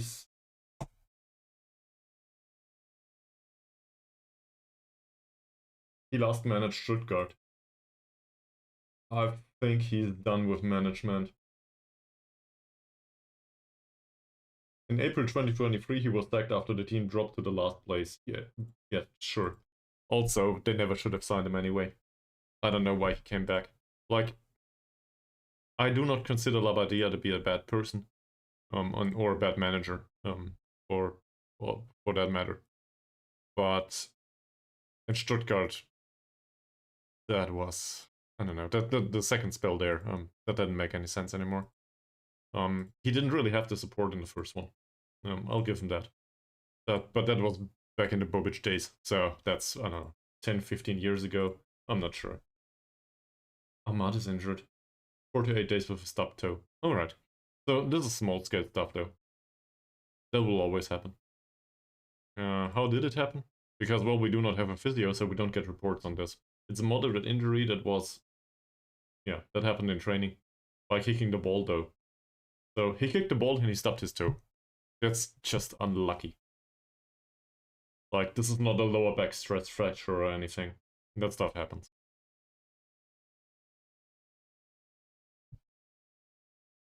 And I think we dealt with injuries like this, like the lower back stress fracture, last season when we had other training. And we had physios back then.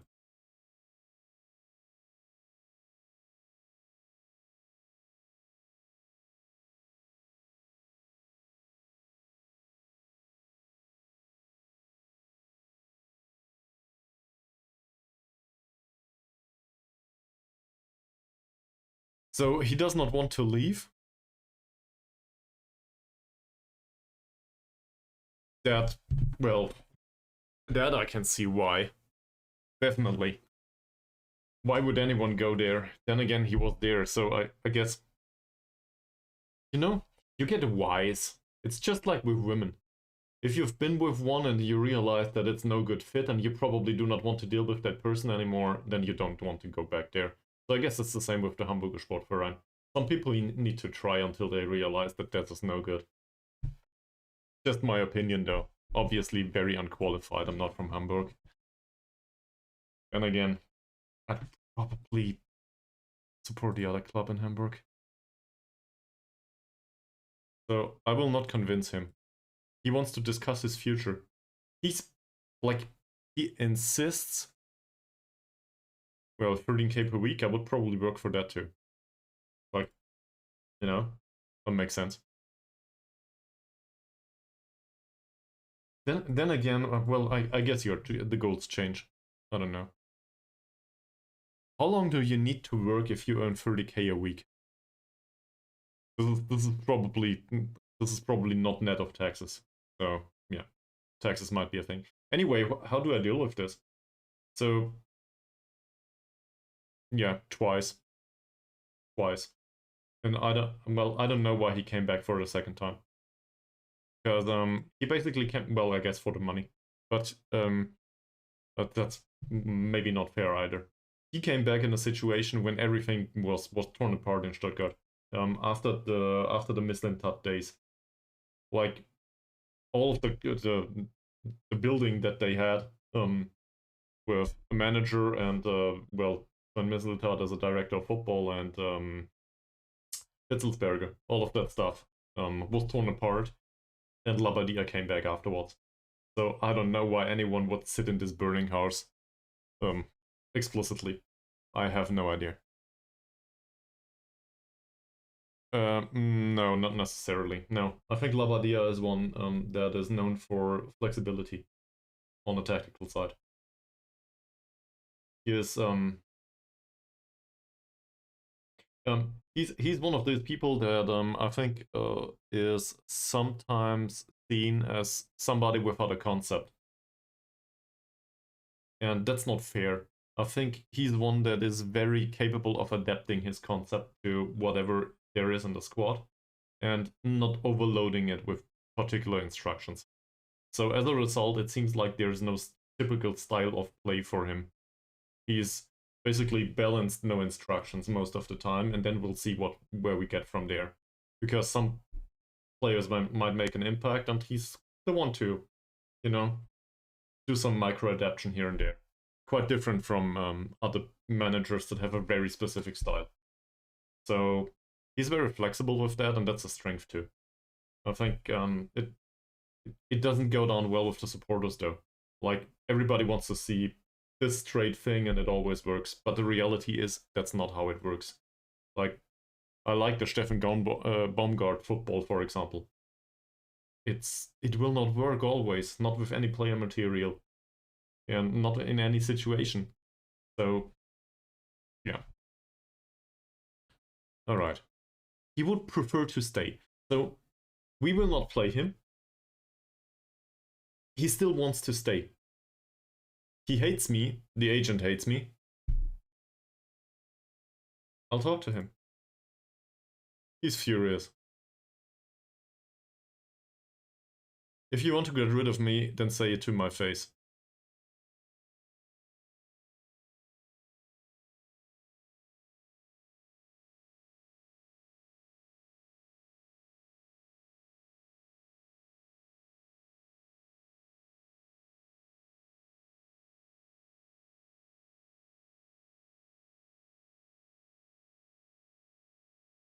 I'm only testing the waters. No.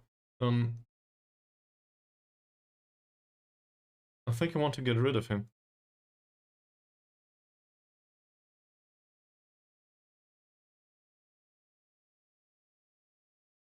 I'm struggling to find a place for you in my team, and if that's the case, I think it's fair for you to for me to let you leave.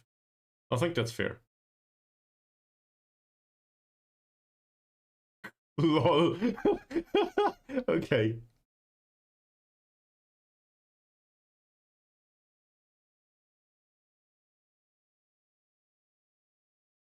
I have no intention of letting you go. Yes, I have intention of letting you go. Well, but that means, at least in Football Manager and that also alternate reality, he made it. We'll see about that in real life. What did you do here?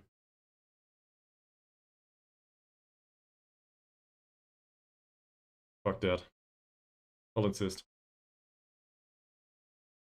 Yeah, it will not escalate anymore. You already escalated it to the rest of the team. So I'll try to convince him. He has no intention of leaving. Fine, rot in the under-21s.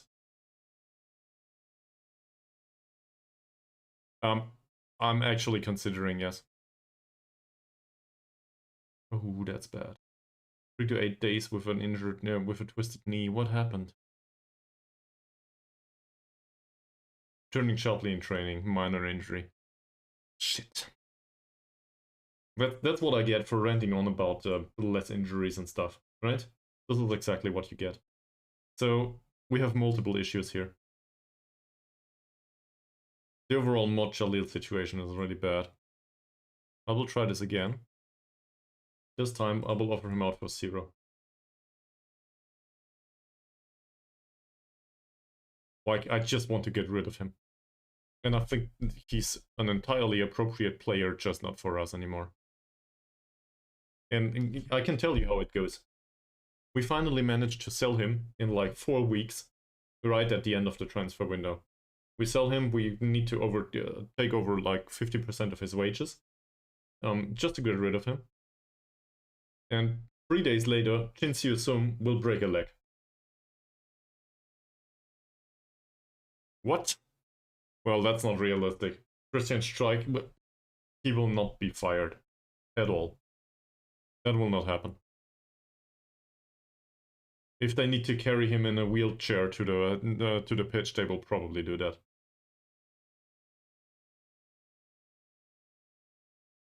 Because I think his whole life is SC Freiburg at this point. There's no doubt about that.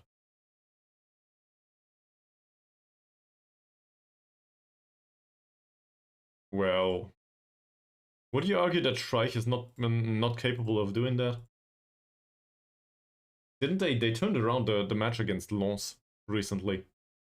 Is it RC Lens? I'm not sure. The French club anyway. They turned this thing around in minute 94 or something. They scored the second goal of the match on their side. So it was 2-2 afterwards, and then they turned the thing around. They came back from 2 goals behind. Well, don't want to overinterpret this. There was a hint of luck about that, obviously, but Streich is definitely a very capable manager. And if me as somebody born in Stuttgart praising of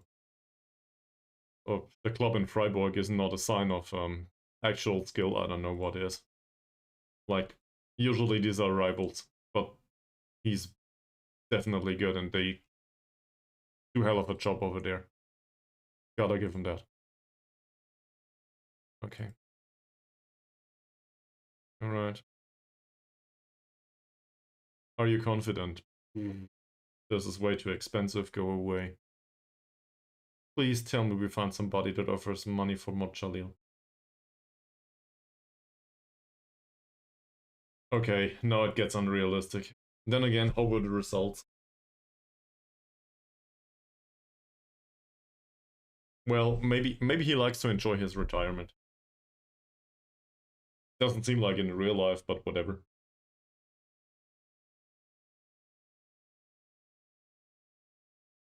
By the way, remember the last save? With Zlatan Ibrahimovic not finding a job?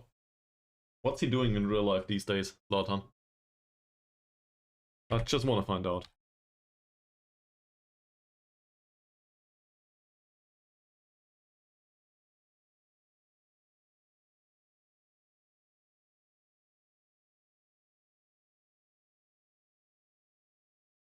Oh, he's a consultant. Alright. At Milan. Fine. So.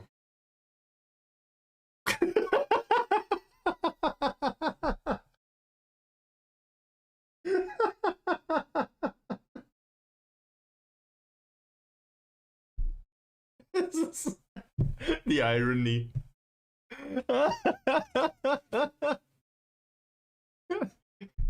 So he doesn't want to be sold. And as a result, he's of complaining all the time, he managed to pull his ankle ligaments. So now we can't play him even if we wanted to. That's great, I guess. Alright. So given that story managed to solve itself at least for 1.5 weeks. I will actually do a bathroom break, and I encourage everyone else to do it the same way, and afterwards we will have the cup match. So, see you soon.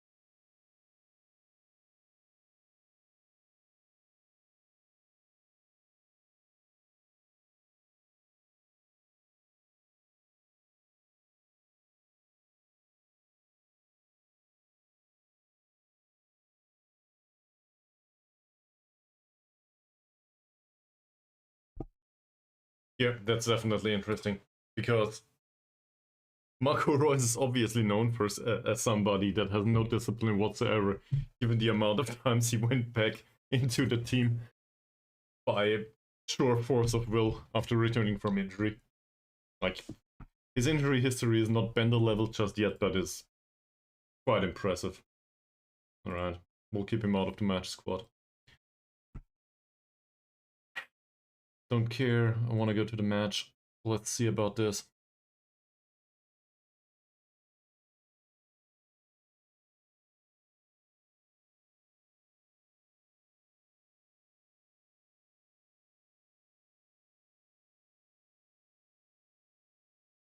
Armed Forces. We will face Armed Forces if we manage to defeat Kelantan United. That we need to do first, though. In a cup match, no more than 4 foreign players. We will have the youth on the bench, won't we?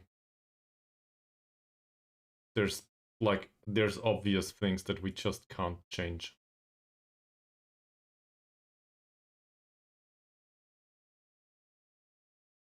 Oh.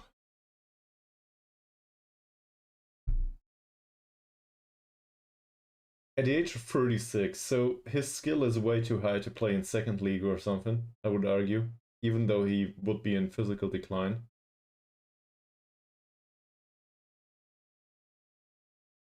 Union Berlin. I don't know, man. I took a guess, though. Yeah, seriously? Well, it is an appropriate target for them.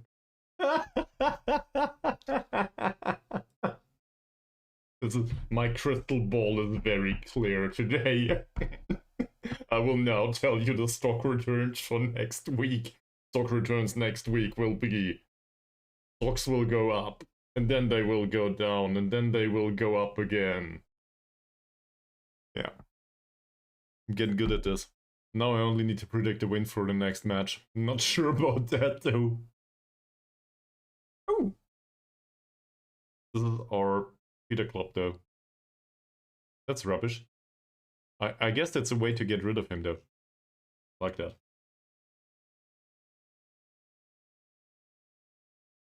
Da Costa Lima is also wanted on loan by, again, our feeder club.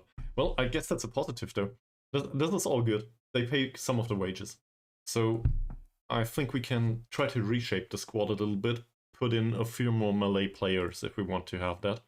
So as a result, we will not have that much of a selection problem. Well, for 20 million, not sure if he might have a clause. I'm not sure. In his current contract, there might be a clause, but he feels rather well in Stuttgart, if I recall correctly. So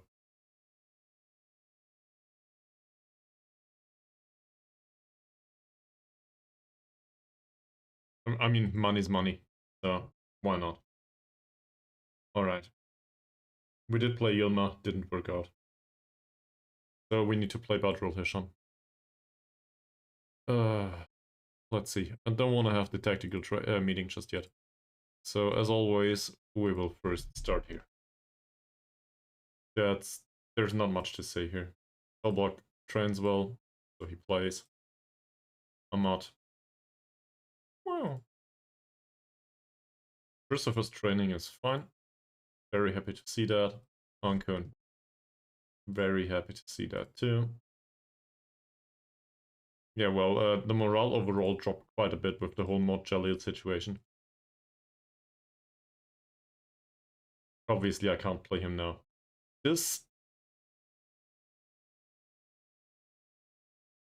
I'm really annoyed by the fact that Kamarudin is not our player. We basically give him playing time for his contract with Kedah. And looking at this contract, this is an adhesion contract. He's bound till 2028 with a 1-year extension. Like, we will not get him long term. I really hate that. So there's that. Acosta Lima we just had.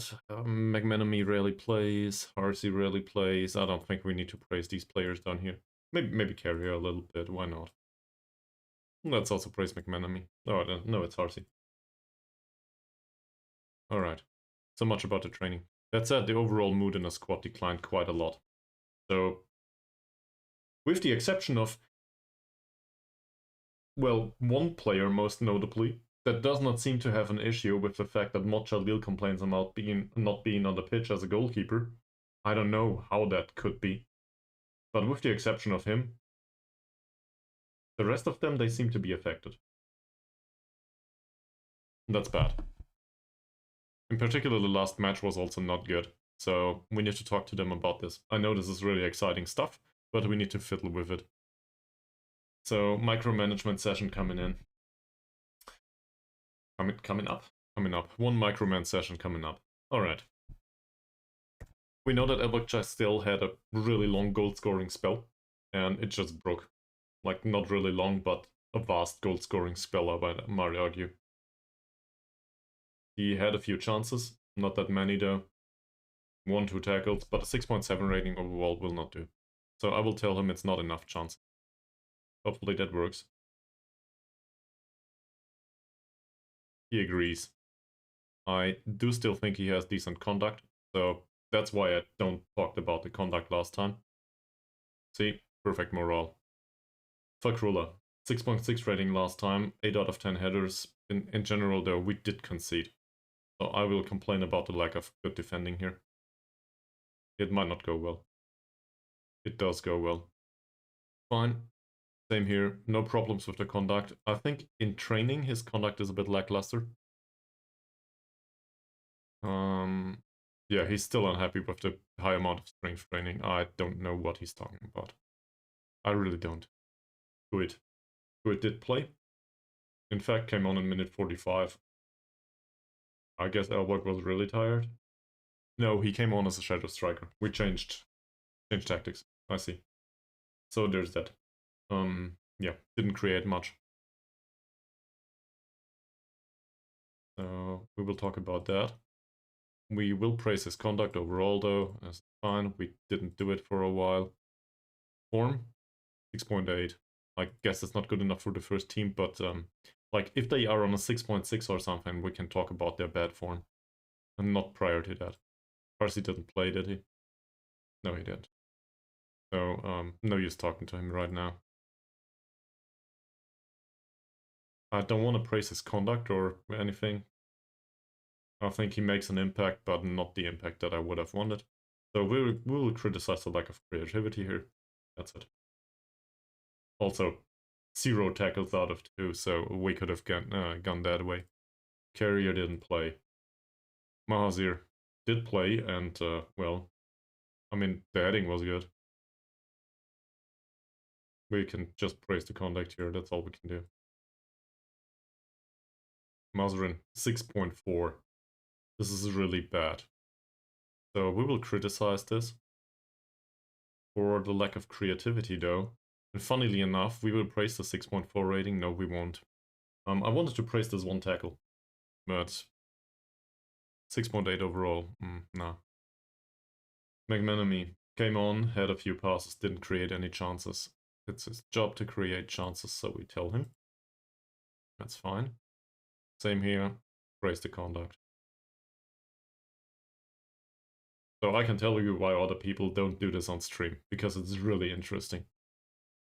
Then again, if you never did this, I would encourage everyone to go into this at some point. It does have an impact if you do it throughout the entire season. Like, morale is really important. I can't seem to remember who said it once, but Football Manager basically is morale manager. And if you keep morale up, the rest will fall in place. And the further up it is, the easier it gets to win matches and stuff. So that's why I usually do this. I don't like his performance, to be honest. I'll praise the tackle, though. That tackling was fine. And the lack of creativity we will criticize. Maybe also the lack of defensive performance. 2 out of 4 headers, 1 interception. He needs to be better. That said, he had a match. Zakaria had an assist. I mean, 1 out of 2 headers, 3 out of 5 tackles, 1 chance created. That's don't touch me territory. I have no idea what to tell him. Other than maybe good conduct, sir. How's his form? 7.1. Nah. Ahmad. Didn't play. The other Ahmad. Not to be confused, this is the attacking midfielder. Didn't create any chances, so that's an easy one. I brought him on for chance creation. He didn't do his job. That's sad. The youngster does develop a little bit recently, so I'm happy with that. We'll see how it goes. He is a foreign player though, and well, that's complicated for us. But on the other hand, who knows? He has good passing and vision, so if he gets a few more appearances, maybe. But, you know, chicken egg problem. Ankun. This is our playmaker's performance. It was really bad last time. And we saw that from the start, it didn't get any better. That was really, really shitty. His form overall recently is okay. Shall we praise that again? I'll be careful. Yep, okay. And then he didn't get any yellows recently, in fact not for the entirety of the season. Because, most likely, because we take him off the hard tackles. He's shitty at tackling. He has high aggression but low skill in tackling. Well, somewhat high aggression. As a result, he tries to tackle in situations that are not appropriate. So we tell him to ease off tackles. And it works. Didn't have a single yellow card so far. Also, his tackling stats should probably be... Yeah, they are fine. Considering 5 points of tackling, this is good. 71% of tackles won. He doesn't attempt them. So that might be at the detriment of defensive performance though. Still. We keep it like that. Badrul Hisham. 17 out of 19 passes, no chances created, 1 that 1 tackle. 6.8 rating, so we praise that 1 tackle.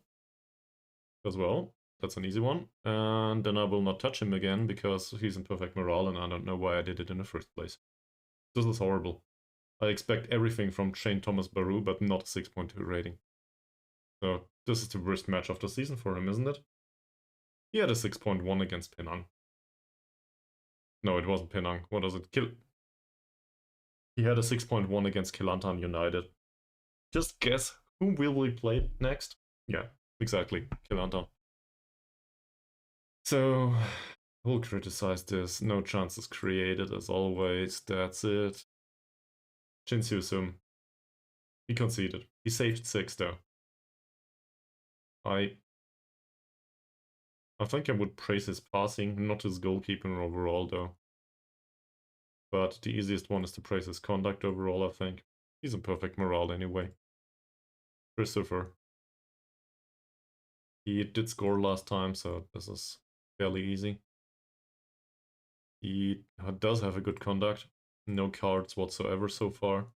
What's his form? 7.18. That's close.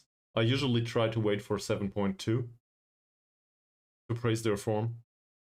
I think his form in general is fine, so if he has another match like this, we will probably be able to. That said, right now, I'd rather not touch it. There is nothing to say here other than maybe praise his conduct. Alright. Diego. 50 out of 51 passes. That's not bad. So we can praise that. Good stuff. With the yellow cards, nah. Rather not talk to him about anything else. The 6.9 rating does allow us to criticize this game though. And the lack of chances created, it is his job, it's a midfielder. And then we're back with Elbug. This is where we started, right? This seems to be where we started, and I don't want to touch the form again. Alright. You made it. Well, we all made it. So we have 4 foreign player spots. Shin-Soo-Sum is set because the other goalkeeper is injured. It has nothing to do with the fact that I don't want to play him and he's in absurdly bad morale. Elbug Chagtsel is more or less a given. I don't have another striker. So these are set. The rest of it is somewhat debatable, but I do not know why I would want to rotate heavily here. So no impact there. And we still need a central defender. Ahmad is somewhat injured. Carrier is somewhat injured. Mahazir is really injured. No, Carrier is not injured. What am I talking about? Carrier will play. That's it. No chance to change it. Like, there's nobody around. We do not have a substitute goalkeeper. He's a foreigner. So those that are not foreigners will make it to the bench immediately just because of selection problems. And if you look at this now, holy fuck. So we have 2 foreigners that can come along. Preferably players that will go away in a month. Preferably players that offer some flexibility, so this is why Mendrook will probably make it. Yeah, I know you're being ironic or sarcastic or whatever you want to phrase it. But actually, he does have some flexibility. Versatility is the correct word, I think.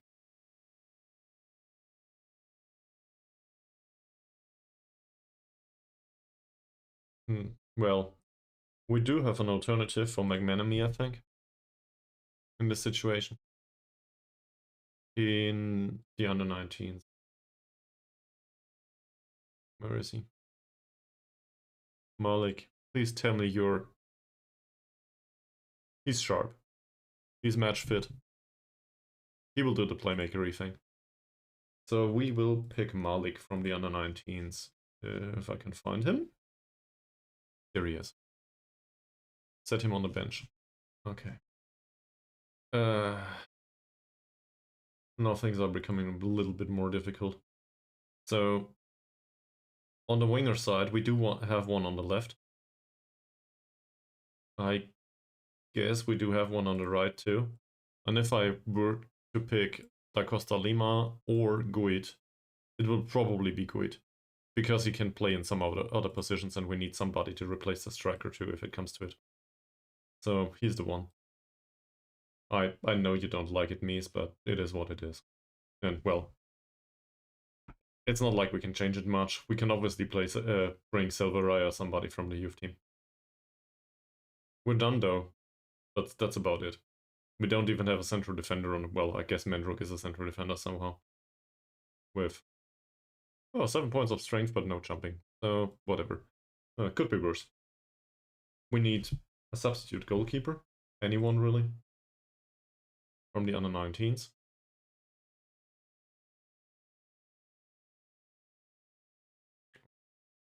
yeah, sleep well, man. And thanks for watching. And yeah, I can see why. So happy to have you as always. I should probably sleep at some point too. Umar, he's a balanced goalkeeper with no skill whatsoever. It's not much better here. I guess Hamza will make it. Because why not? Alright. We also need... We have a left back, we don't have a right back. Well, I guess we can argue Mendro can do that, but I don't want to. Yilmaz's a foreigner, so he will not come with us.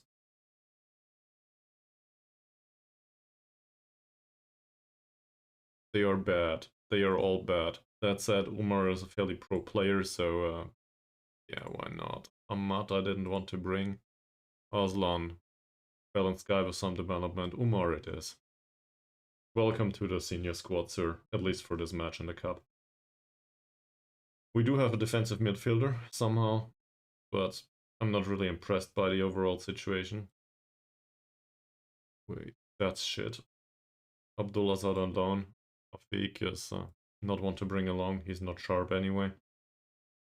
Thought, no. Roslan is still available. Definitely not. We don't lead a left defender. This is a playmakerish type, so say we bring along some attacking options instead. Maybe a striker. So we go with a striker. I guess it's silver right time. Yeah. Well, he has the jumping going for him. So I'm really hoping that he will develop somehow. And also he's fairly professional. I don't know. Would be fun to have one of our youngsters in the senior squad at some point. But I highly doubt it. Which leaves us, well, still with a defensive midfielder position. Because that or a right winger, I guess a right winger would do too. Let's see what's available there. Abidin, nah. Ahmad? I mean, we only have 2 Ahmads in the squad just yet, so let's have a third. Hassan. Well, I've seen worse from the development perspective. Can't bring him along, otherwise I would. Same here. Ismail. No. And then we're going into the defensive midfielder territory already. Bahrain. He seems to be somewhat sharp, fickle, really bad personality, so obviously this is a good choice. Run. You know what? I'll take the one with the bad skill. Run. He's fairly pro at least. And he's... I don't know what kind of option he is. He's not really good at anything. Whoa, we train him as a register. So that's some sort of playmakerish role, I guess. I mean, I know what a register is, but it's still interesting. Alright. Not even sure if it's pronounced that way, though. Okay, so... let's have the tactical meeting here. They do seem to have issues. Overall playing together. So this is obviously going down the wing territory usually. This is away from home. We have no issues going down the wing in general. But. Let's have a look at this. This is a soul striker. The soul striker has low dribbling, low bravery, low strength. First touch is fine, composure is fine, but he will be hurt. Big fit. Let's see. That's average at best. Still, maybe we can foul him off the pitch. So that's what I'm coming up with here. Off the ball movement is also 7. So, in general, he will rely on his pace. And if we can shut that down, we're fine. I doubt it though. He's also in very good morale, sadly. Potera. I guess it's pronounced Potera. Crossing's fine. His off the ball movement is lackluster. Like, I know he's fast. But how fast is Badrul Hisham? And how's his marking? His marking is 7. He's moderately fast too.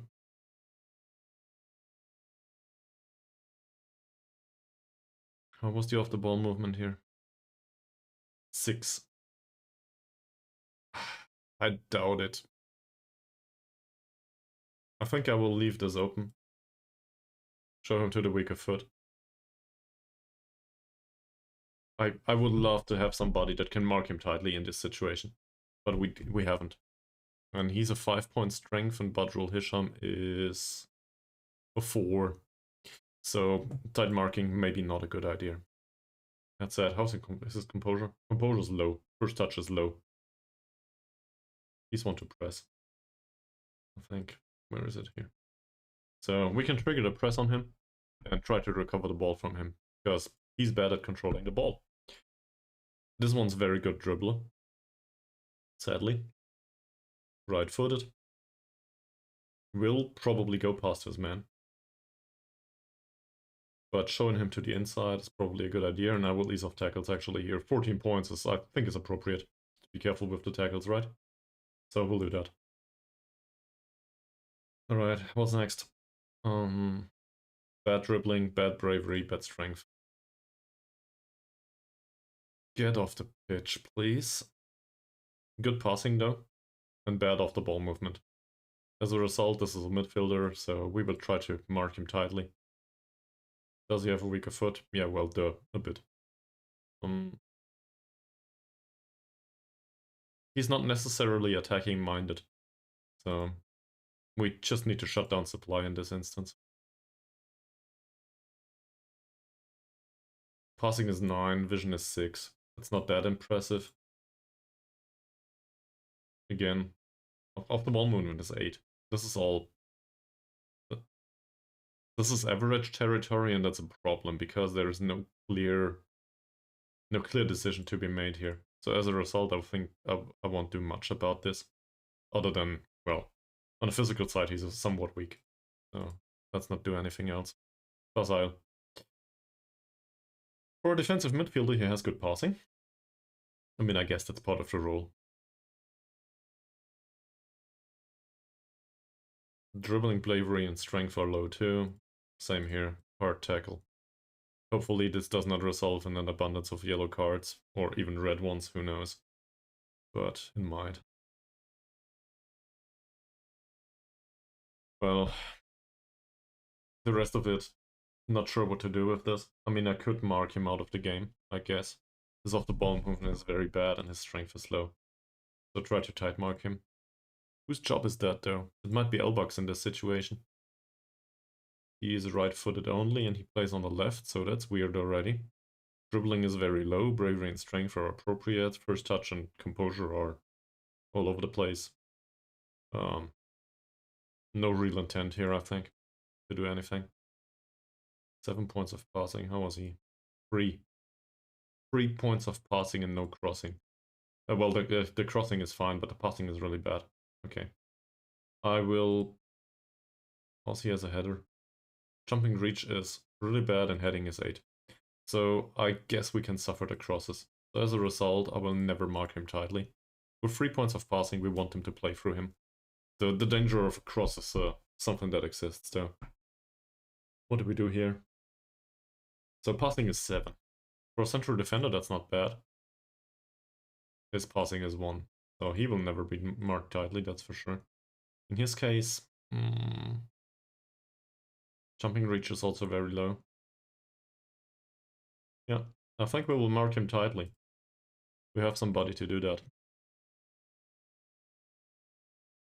Where the hell was it? Yakin. So we will mark Yakin tightly. No. Where is it? Here. So that should restrict their options in build-up play. At least from the central defender's perspective. And this one has shitty passing too, so again, let's not do this. Obviously also hard tackles would be an option here. I'm not sure about it though. I'm not. Right-footed only. Don't want to do anything else. Team selection has been done already. We're fine. Yes. Give them some random numbers. I don't care. Go to the match.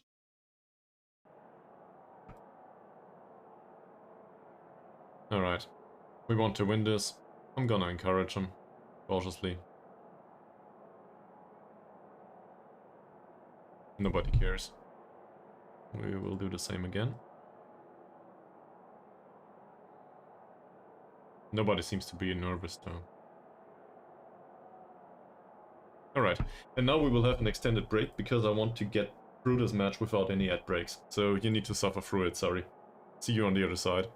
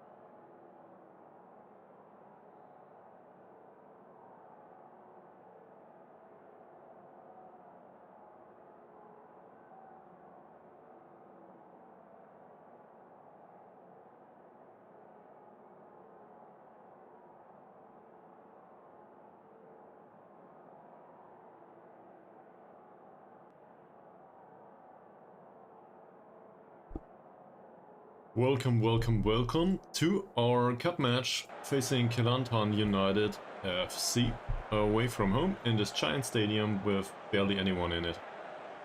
We need to get this done. This is a quarterfinal. So we need to get this done if we want to have any success. And success spells money for this club. Like, I don't care about winning the cup. I care about going to the next stage because we need the proceedings of this match. Or the next one. We need the money. So that's what we're going for, and it's off to a great start with a nice tackle by Elbug Chagtsel. Also, he's not called Chagtsel.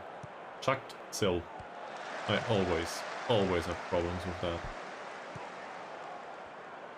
So for now I'm kinda happy. Didn't manage to get the ball from Facile. He does a lot of running right now. Elbug. Mohamad. Can we get the ball from him? Apparently not. Facile. Yakin should be a really bad passer. No. Yakin is not a bad passer. Yakin is the good one, if I recall correctly. And there was an offside situation. So, here's that. It was a nice play though.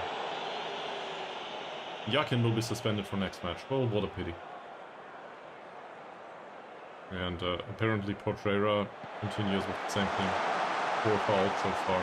Baru, I forgot about the floated crosses. I think we realized that some of their central defenders, if not both, some of them, yeah, both of them. So, Yakin is a bad jumper. He's even worse. He's horrible at jumping. He's a 9. So, targeting the Elbug should probably work here. Emphasis on should, as always. Let's see about their personal instructions. He targets the... yeah, he does. Mazrin does go towards target forward. I realized that there's no real target forward here. We had a discussion about that. recently. It's about the target forward zone, and the pressing forward on defense still occupies this zone most of the time. Second yellow card. If they continue like this, we'll be fine. Most likely. Encourage them again, 22 minutes into the match, barely any chances. Zakaria. Decent pass. Christopher. Pass back to Zakaria. Mazran's way out on the wing. No issues there. Good pass. Not offside. Christopher cuts inside, and that's a waste of a touch. Should have crossed. Alright, that will end up with Badrul Hisham. Where's the long ball? There's the... I guess that's a short ball though. Oh, he hurt himself. What a pity. Well... They're still outside? Yeah. Baru. 10 against 11 now. Bakrula. He made it back, and that's Diego with a long shot. A very unlikely situation. Diego taking the shot. But we do seem to have control of the match. Christopher with a floated cross. Baru wins the header. That's nothing. Badrul Hisham. Come on. Good pass. Ankun. Oh, Diego. Oh, Diego. Knock him over.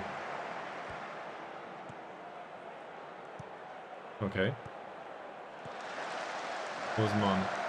That should be offside. Yeah. Alright, offside. Still, ensues 7.4 rating now apparently. For that save. Ankun. Well, let's just hope it's not needed that he is in this kind of form. I'd rather for him not to do any saves in the, for the remainder of the match. That guy failed his tackle quite spectacularly.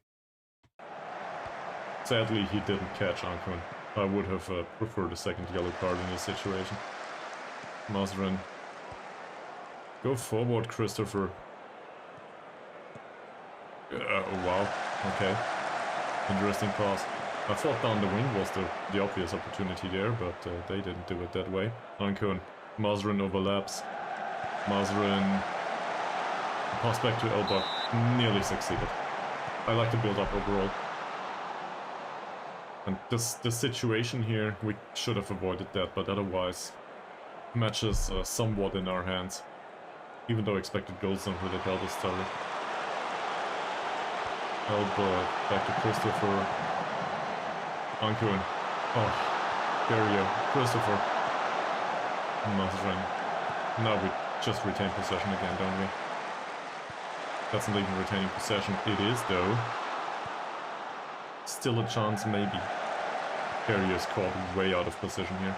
He doesn't belong there. I don't know why he dribbles. Could you please get back into the defensive line, Carrier, where you belong? That's not bad. Is it? It is. Well, any ideas? We don't create much so far. And the quality of the chances is rather low. Well, let's watch the end of this one. Loaded cross. Ankun. Oh, that clipped the post and went wide. Shit. Ankun, Baru, definitely not offside. Is it another yellow? No. Mazran.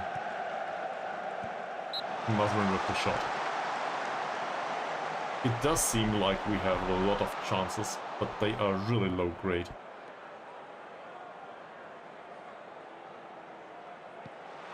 Christopher. Zakaria hits the ball back in. No foul in the penalty area, sadly. Baru. Baru. What will happen here? Nothing. Bakrula. I don't know where the dribble came from. Shit. Don't you dare.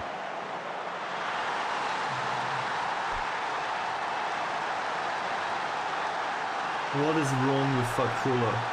He's not encouraged to dribble with the ball wide. Not at all. Sure, Zacharias, like, there's no first touch whatsoever. He didn't even manage to realize that there's a ball coming his way. But Fakrula's pass was also very much a bad choice.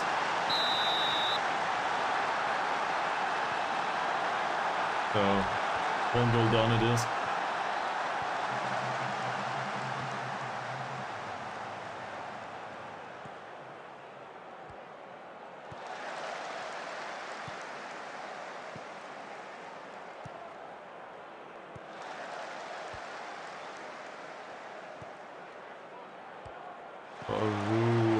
Mokhtar, this time with a decent tackle, without hurting himself, sadly.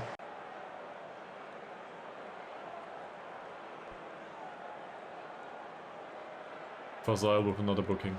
Elbug, Carrier. Please, give me a decent finish somewhat. Okay, so that's not good enough, obviously.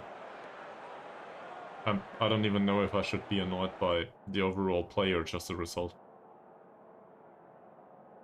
I will tell them in uncertain ways.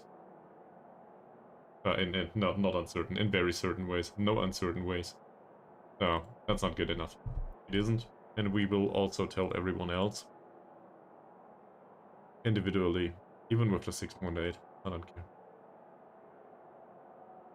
You should be better. He's been unlucky, I think.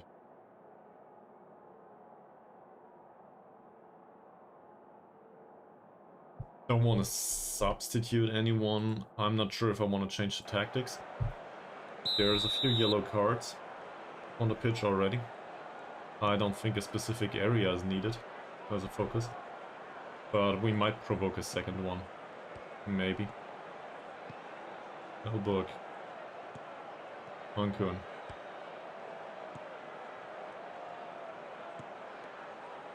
This entire Fakrula situation might have been generated by the halfback on the pitch, tactically speaking.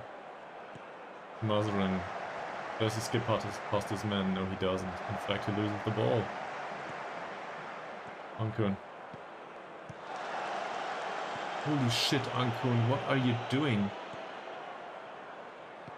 Carrier, Mazarin.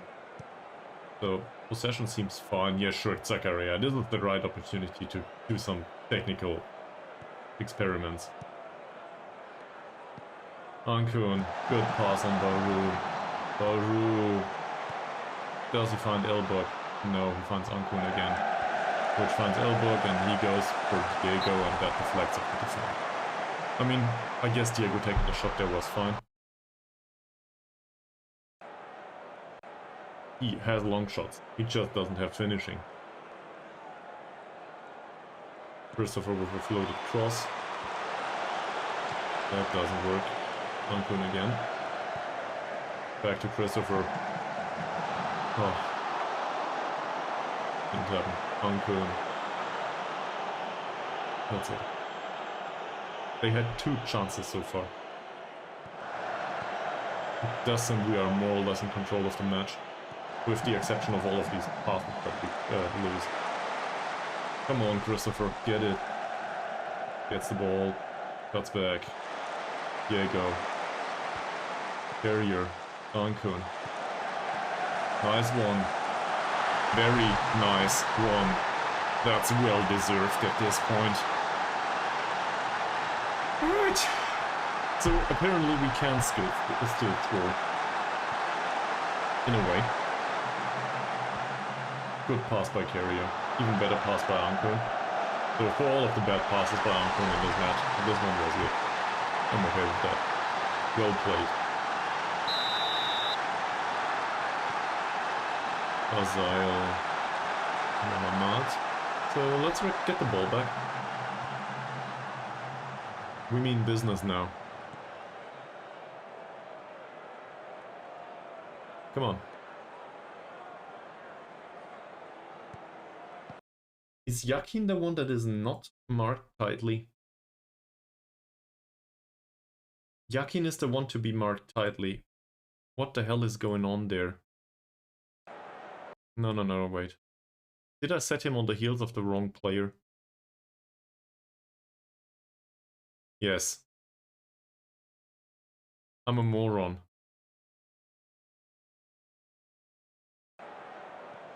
This was my fault in the first half already. And that also explains why Elbug Chagtsel drifts around this guy all the time. He's trying to mark a player out of the match that can... Oh no. Please tell me it's not a red. It's a warning. Okay. Alright. I thought it was more. Ankun. Good pass. Baru. Come on. Move it forward. Not bad. Elbug doesn't win the header against the goalkeeper, but we do retain possession. Mazrin goes down the left, as instructed. As instructed, good pass. Really, really dangerous situation for them. Ankun. Don't lose the ball. Bakrula, there is space down the right. This is fine. Would you please... No, it's too late. Of course. Doesn't go outside. I was hoping for an accidental corner. Mohamad with a long ball. Two central defenders there. Usman's there to pick up the ball though. Don't do anything stupid. Wow. ensues. Wow. Wow.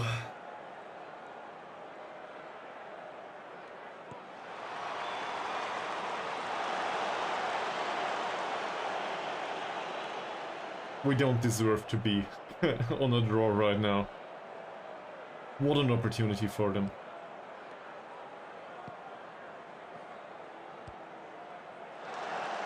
Look at this.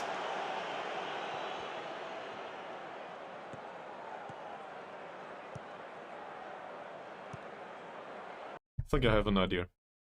So, my biggest issue here is that out of position, the defensive line and the block, the pressing area, seem to be too far away from each other. There's two ways to go about this.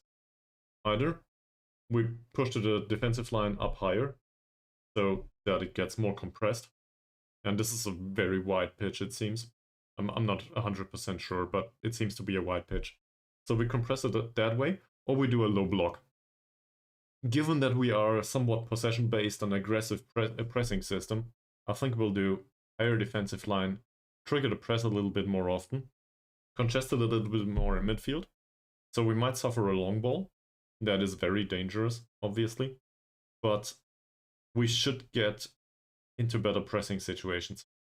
And they are also overall rather lackluster on the strength side. We do not have a single yellow card, they have a bunch. Let's provoke them. 58 minutes into the match. Let's see if we can get a second yellow card on some of them.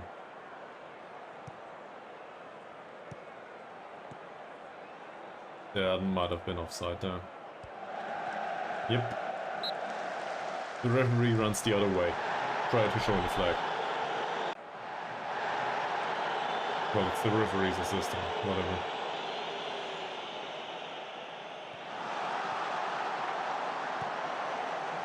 Good penetrating pass on their behalf. And that's a corner.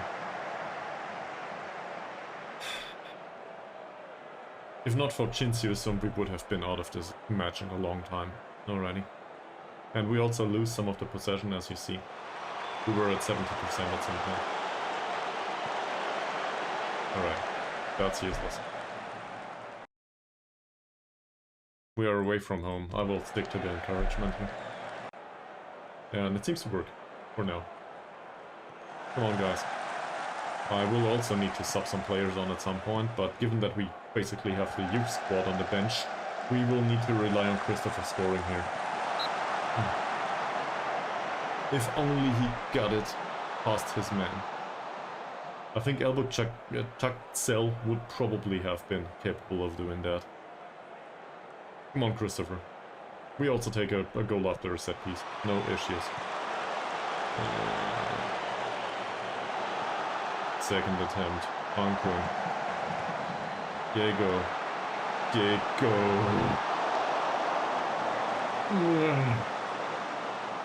Could have been better.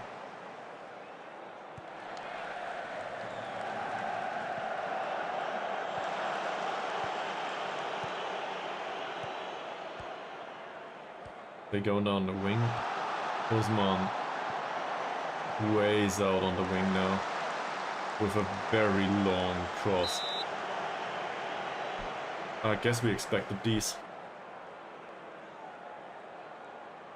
That far post header situation there, you know, always dangerous. Christopher will not get there. They brought on substitutes. Muhd Yakin is now on the left. Okay. So they have a central defender out on left defensive position all of a sudden.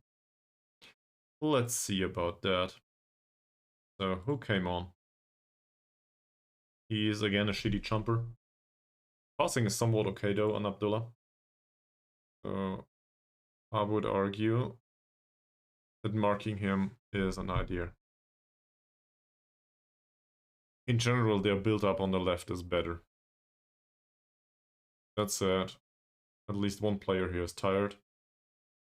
In fact, most of them are somewhat tired. Not really tired, but a little bit.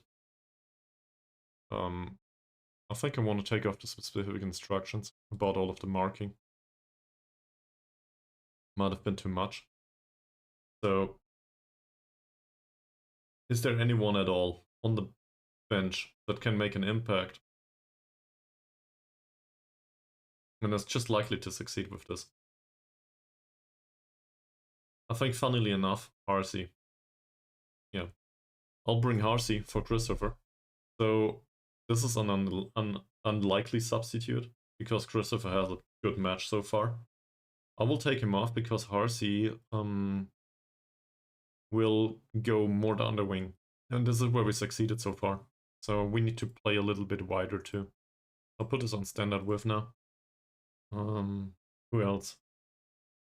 All of these are youngsters, with the exception of Mendrock, and well, Kamarudin is a youngster too, but he's available more or less most of the time. Badrul Hisham has a shitty game, but I'd rather not bring on Mendrock for him. Nah, we'll leave it as it is. And well, if you have any ideas. The problem is we have a ton of youngsters on the bench. So if it comes to like extended time or anything, we will, I don't know how, we will probably collapse. So maybe Harsey can score that goal though.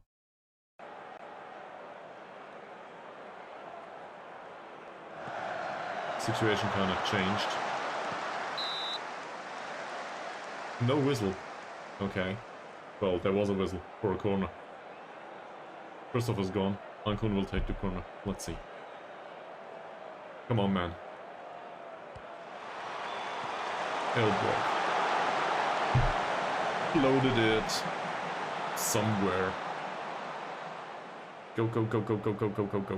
We will encourage.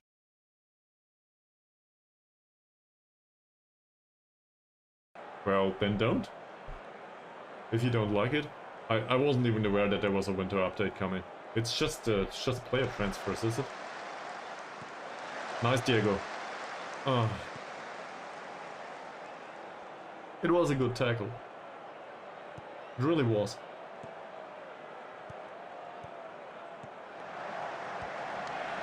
Not bad either. That's good. Or not. Now we have it. For now. Come on, Badrul. But if you're happy with your save, why would you start a new one just for... Who cares about what happens in real life? Okay, I see. But still, who cares about that? Like, I get that some people care about it, I just don't get why. This is fantasy football. It does not need to adhere to what happens in real life. Ooh, another 8. Welcome. Welcome. This is a bad situation to rate me though.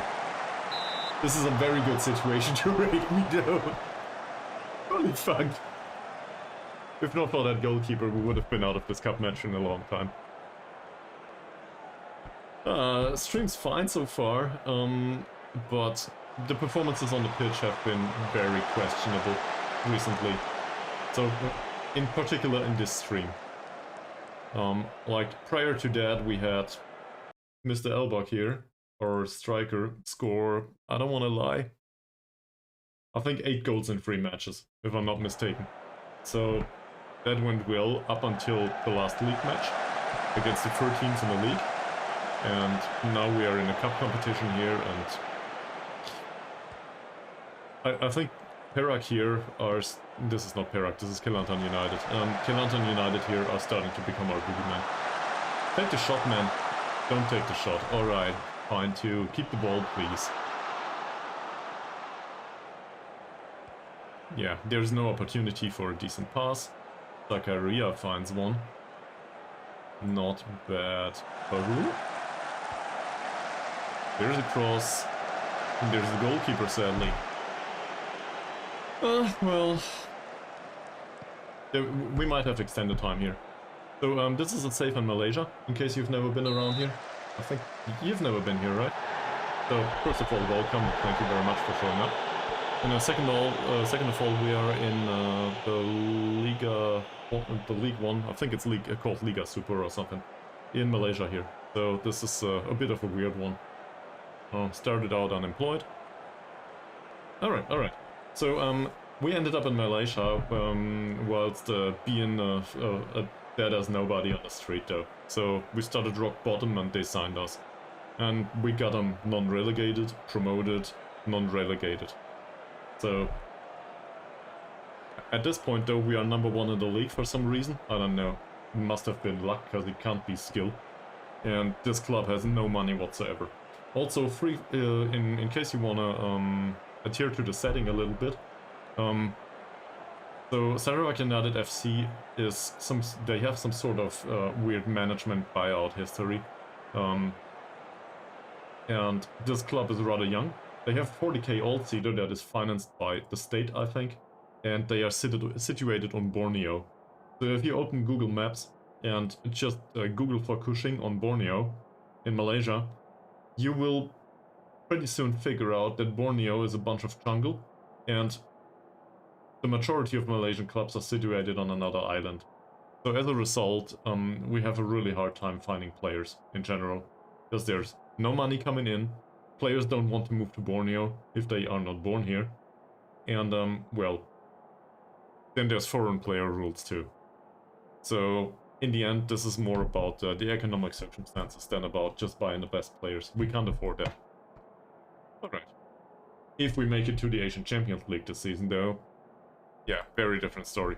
But for now, for example, the board allows us to offer 50 euros a week for our staff. And they want like 300, so... no chance. We have no physios, no coaches, nothing. There's absolutely nothing. But we need to earn money first. Yep. That's the situation of the club. I'm quite excited though to still be around here and well, I think we're loving it so far. Sure, we made it to extra time. I think the performance in the second half was much better. So we made it back. From 1 goal behind, that's sad. We could have lost that a while ago. Yeah. And as always, feel free to ask if there's anything in particular that comes to mind in your heads about this match. So... I think we'll be somewhat aggressive here. Yeah, exactly. That's fine. Now we will give him feedback. So, Mr. Badrul Hisham. This is not good enough. Never has been. You had way better matches. It's the same with Shane Thomas Baru. I don't know what's going on here. Elbug will probably need to be taken off, dead, or we will grind him to the bone in this match. But given that he was on 10.0 ratings for like 3 out of 4 matches recently, this is not good enough. He's inspired. Fine. The rest of them, I'm somewhat okay with your performance, but it's... no, I'm not okay with the performance of Mazrin though. That's a 6.7. You know what? We'll be a little bit more demanding here. 6.8 and below, we're not happy. get that thing over with. And I want it to be done in extra time and not in penalties again. Where are we? Here. Now he's pleased. Okay. So, this is the second half of the match. No, it's not. This is the added time. First half of the added time. Let's do this. I'll need to include a 30-second break. BRB, we will see you on the other side.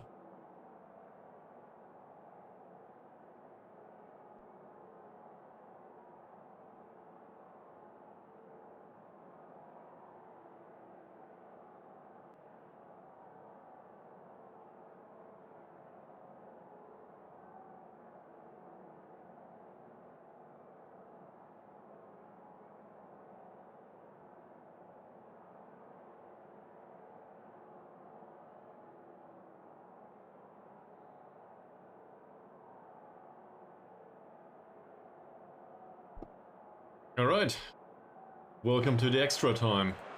We still have 4 subs on the bench, by the way. The problem is the bench contains a bunch of youth players due to foreign player restrictions. So as a result, we will probably bring them rather late. Just look at how they are. Everybody's spent. They didn't sub anyone either. Get him. I'm fine with that. What's a free kick anyway? What's the worst that could happen?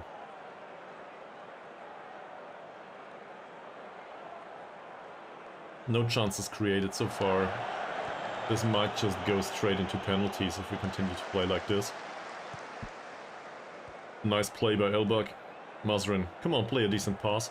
That's a very decent pass. Oh! RC, he's fresh. Somewhat. In fact, he's very fresh. Come on, let's do this. So, what are your, I guess, your guesstimates? Can we win this? Was Ankun offside? No. RC, Zakaria. Wouldn't have been the first time for Zakaria to change the game. Diego's long shot was good. That was highly suspicious to end up somewhere other than in the hands of the goalkeeper. He takes his time over this. Okay, I don't know why, but sure. Doesn't end up with Elbug. It's a goal kick. Who took the header? Might have been Elbug anyway. Mohamad is now on a yellow. Look at this.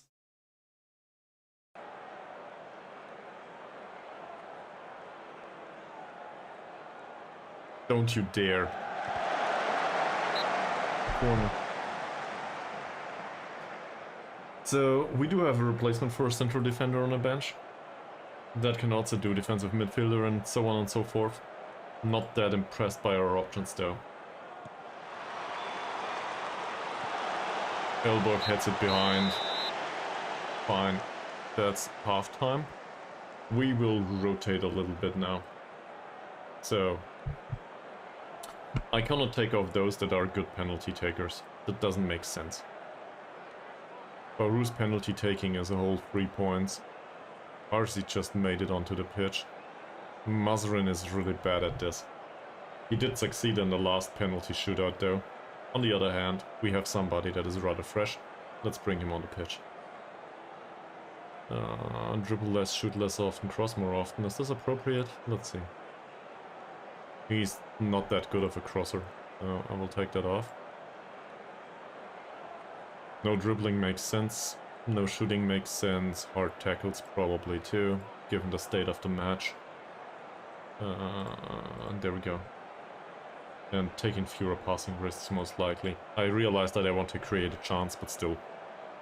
He's no good at it. Look at that vision and passing combination. Decision making is fine, but otherwise, no. Who else? Well, everybody's really exhausted. So in midfield, our general option is missing. Like, honestly, usually I would bring on Amat here, but he's not available. So I guess Malik will need to do. Can Malik do box-to-box midfielder somewhat? I mean, I guess. So, He will come on for the... No, wait. What's with the penalty taking there? His penalty taking is 2.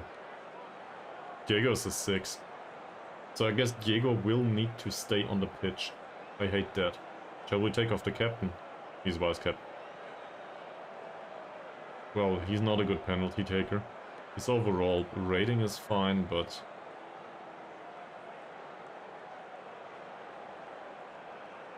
the mentality of the squad will most likely suffer though if I take him off. Then again, everybody's motivated, so we will bring on Malik. The youngster will need to change this game. Wazankun. Penalty taking is 2. Yeah, okay. So we'll bring on Malik. I'll take off the more direct passes. Less dribbling is fine. Cross less. I think he's off tackles too. He's not a good tackler, is he? Well, his tackling is 7, but still. We'll keep it like this. Alright. Who else? Well, I guess I brought Good to play. He might as well. Then again, I would need to take off Baru. He's fucking spent though, and he didn't have a good match. Let's bring on the Indian guy. That's why we have him on the bench after all. Yeah. I think something like this. And then we will keep one. In case it comes to an injury, really. So, there's that. I know, very long break for substitutes, but we needed to figure it out somehow. Also, Badrul Hisham will probably need to ease off tackles at this point. That's really important. And taking less risks is probably a good idea too. I would like to take him off, but then again, who would stay on? Not sure. Last 15 minutes. Let's go, guys. You can do this.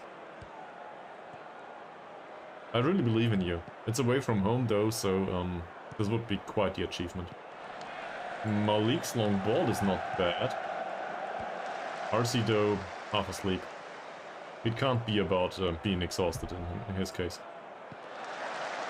What did they do? Ahmad Nizam is new, and apparently he doesn't like being on the pitch. Nervous. So let's see, what kind of player is this? No, there's a few others. Right-footed, low dribbling, low strength, bravery is 8, knocks the ball past the opponent. First touch and composure are okay-ish, but not great. Not really that impressive. I'd rather not do anything in particular here. And this passing person? Bad passer. Vision's good. And this screams tackle me hard and press me please. Alright. Let's go. We could also, as a matter of principle... Never mind. Another yellow card. We could also, as a matter of principle, just press them up really high up on the pitch. Let's see.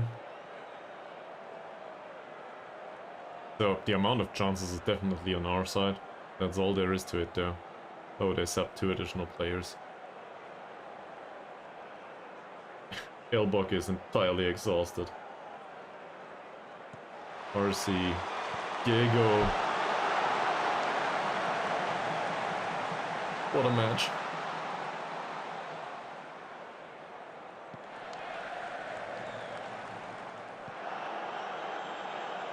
That's good. Good is new. Is it a foul? It is.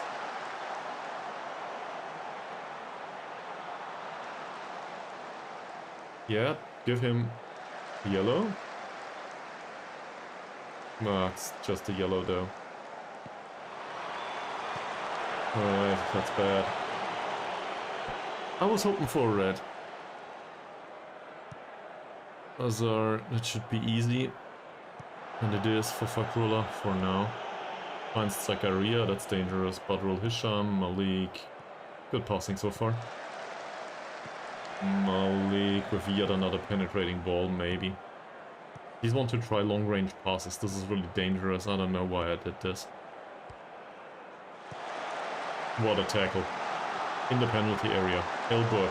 Good tackle too. That's our striker, by the way. Wait, he is fast. Not a good dribbler. Badrul Hisham. Nice one. Malik. Doesn't play the penetrating pass. Ah, I was hoping for a long one. That's nice. Marcy? Wow! What a save! Ah, shit! And look at the amount of yellow cards in their team. It's really astounding that nobody got sent off just yet. Marcy will take the corner now. Ankun's not on the pitch anymore. Come on, guys. 6 minutes.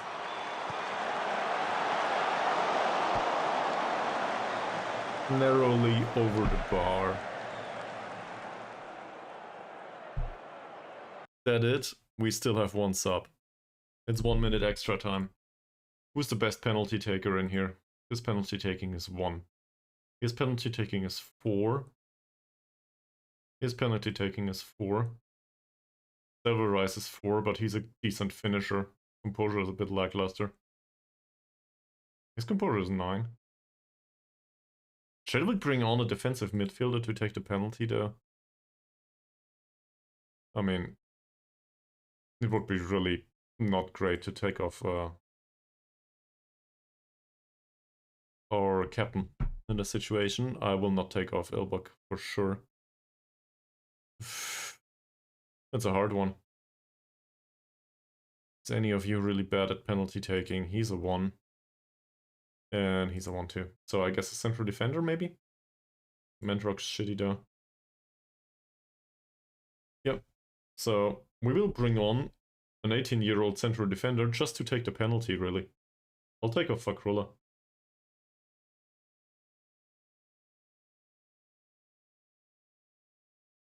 An 18-year-old.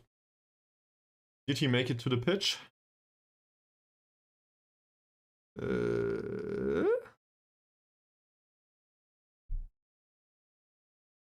Doesn't seem like it. Alright. Oh, I guess I was too late. So, if we go in order of penalty taking though, I guess Chinsu Sum is the next one to take a penalty. Then Malik and Zakaria. I guess Zakaria first. Then Malik.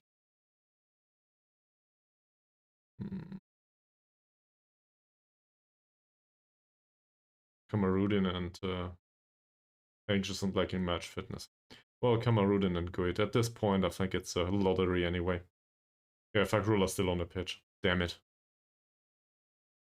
I was still a little too late with that. And back here, Fakrula, Carrier, Badrul Hisham. Alright, the lottery begins. It might take a little bit too long, sorry. We need to do a 30-second break and then we'll have the penalties. Thank you very much for sticking around.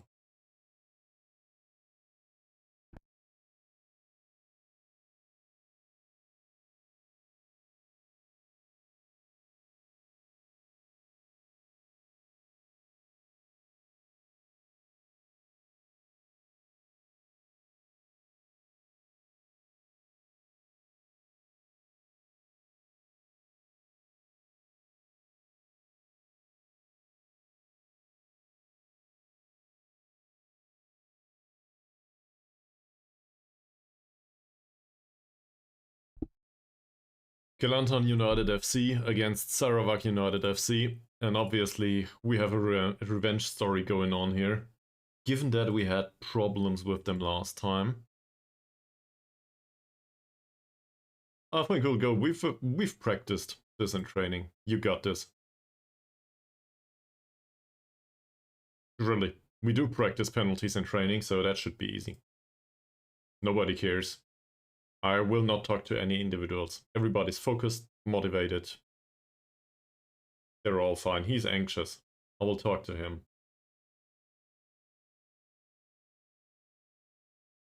Yeah, that's better. It's something. Don't touch the rest. Let's go. Well, this should be an easy one. Elbug is a good penalty taker overall. So far I'm confident.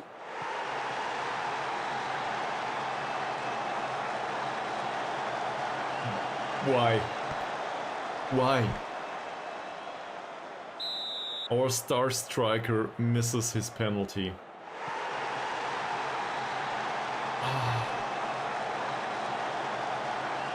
It hurts. Can we bounce back from this? No, we can't. So we made it all the way to like 11 penalties or something.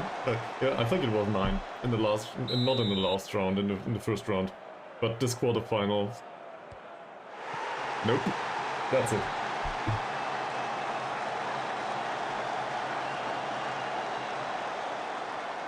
Why would you have 2 penalties like this? Is it due to exhaustion? RC's penalty is fine, but yeah, that's about it. So we need to save this. Come on, Chinsu-sum. Nope.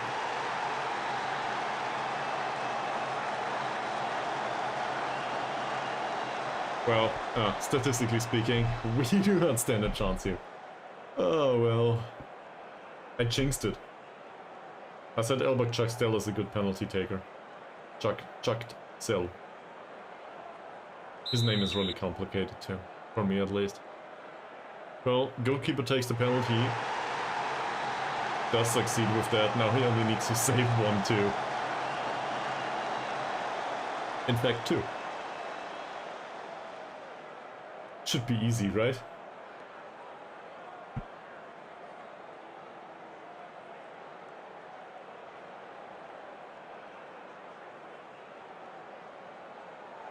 I can't watch this. It's in. Alright. So we get thrown out of the cup in the quarterfinal. After battling long and hard, and in the end it all comes to nothing.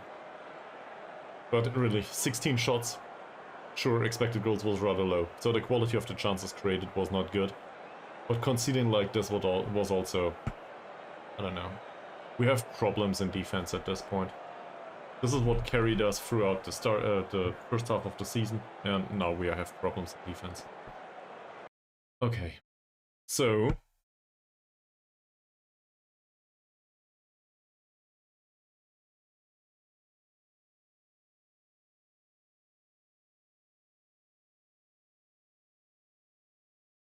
the performance wasn't superb though. I mean, they made it back into the match, but I think we'll go with it. It was nice. It would have been nice to win here, but it wasn't to be. Nobody cares. I mean, I guess it was not that wrong. Alright. Well, let's not talk to any individuals. That's it for today. Okay. So, there's nothing going on here. There's a match on Friday there. We'll definitely not do this schedule. We'll do something like this. There's no match at all here. And I will just slot in some sort of schedule here. That's the wrong one though. Here we go. We paid a penalty. Ugh, the press. We got thrown out. And Diego says he would stand up and take another penalty. Yeah, well, great. Like, thank you very much, Diego. That's it. So, I guess that's the end of the stream for today. Thank you all very much for watching. And I usually do stream Mondays and Fridays at 6 PM German time, so whatever it is at your local time. Feel free to have a look at the page and maybe on the YouTube channel too. And hopefully next time we will have more luck in the cup. That said, thank you very much for the watching on all of the raids. I hope to see you soon. Bye.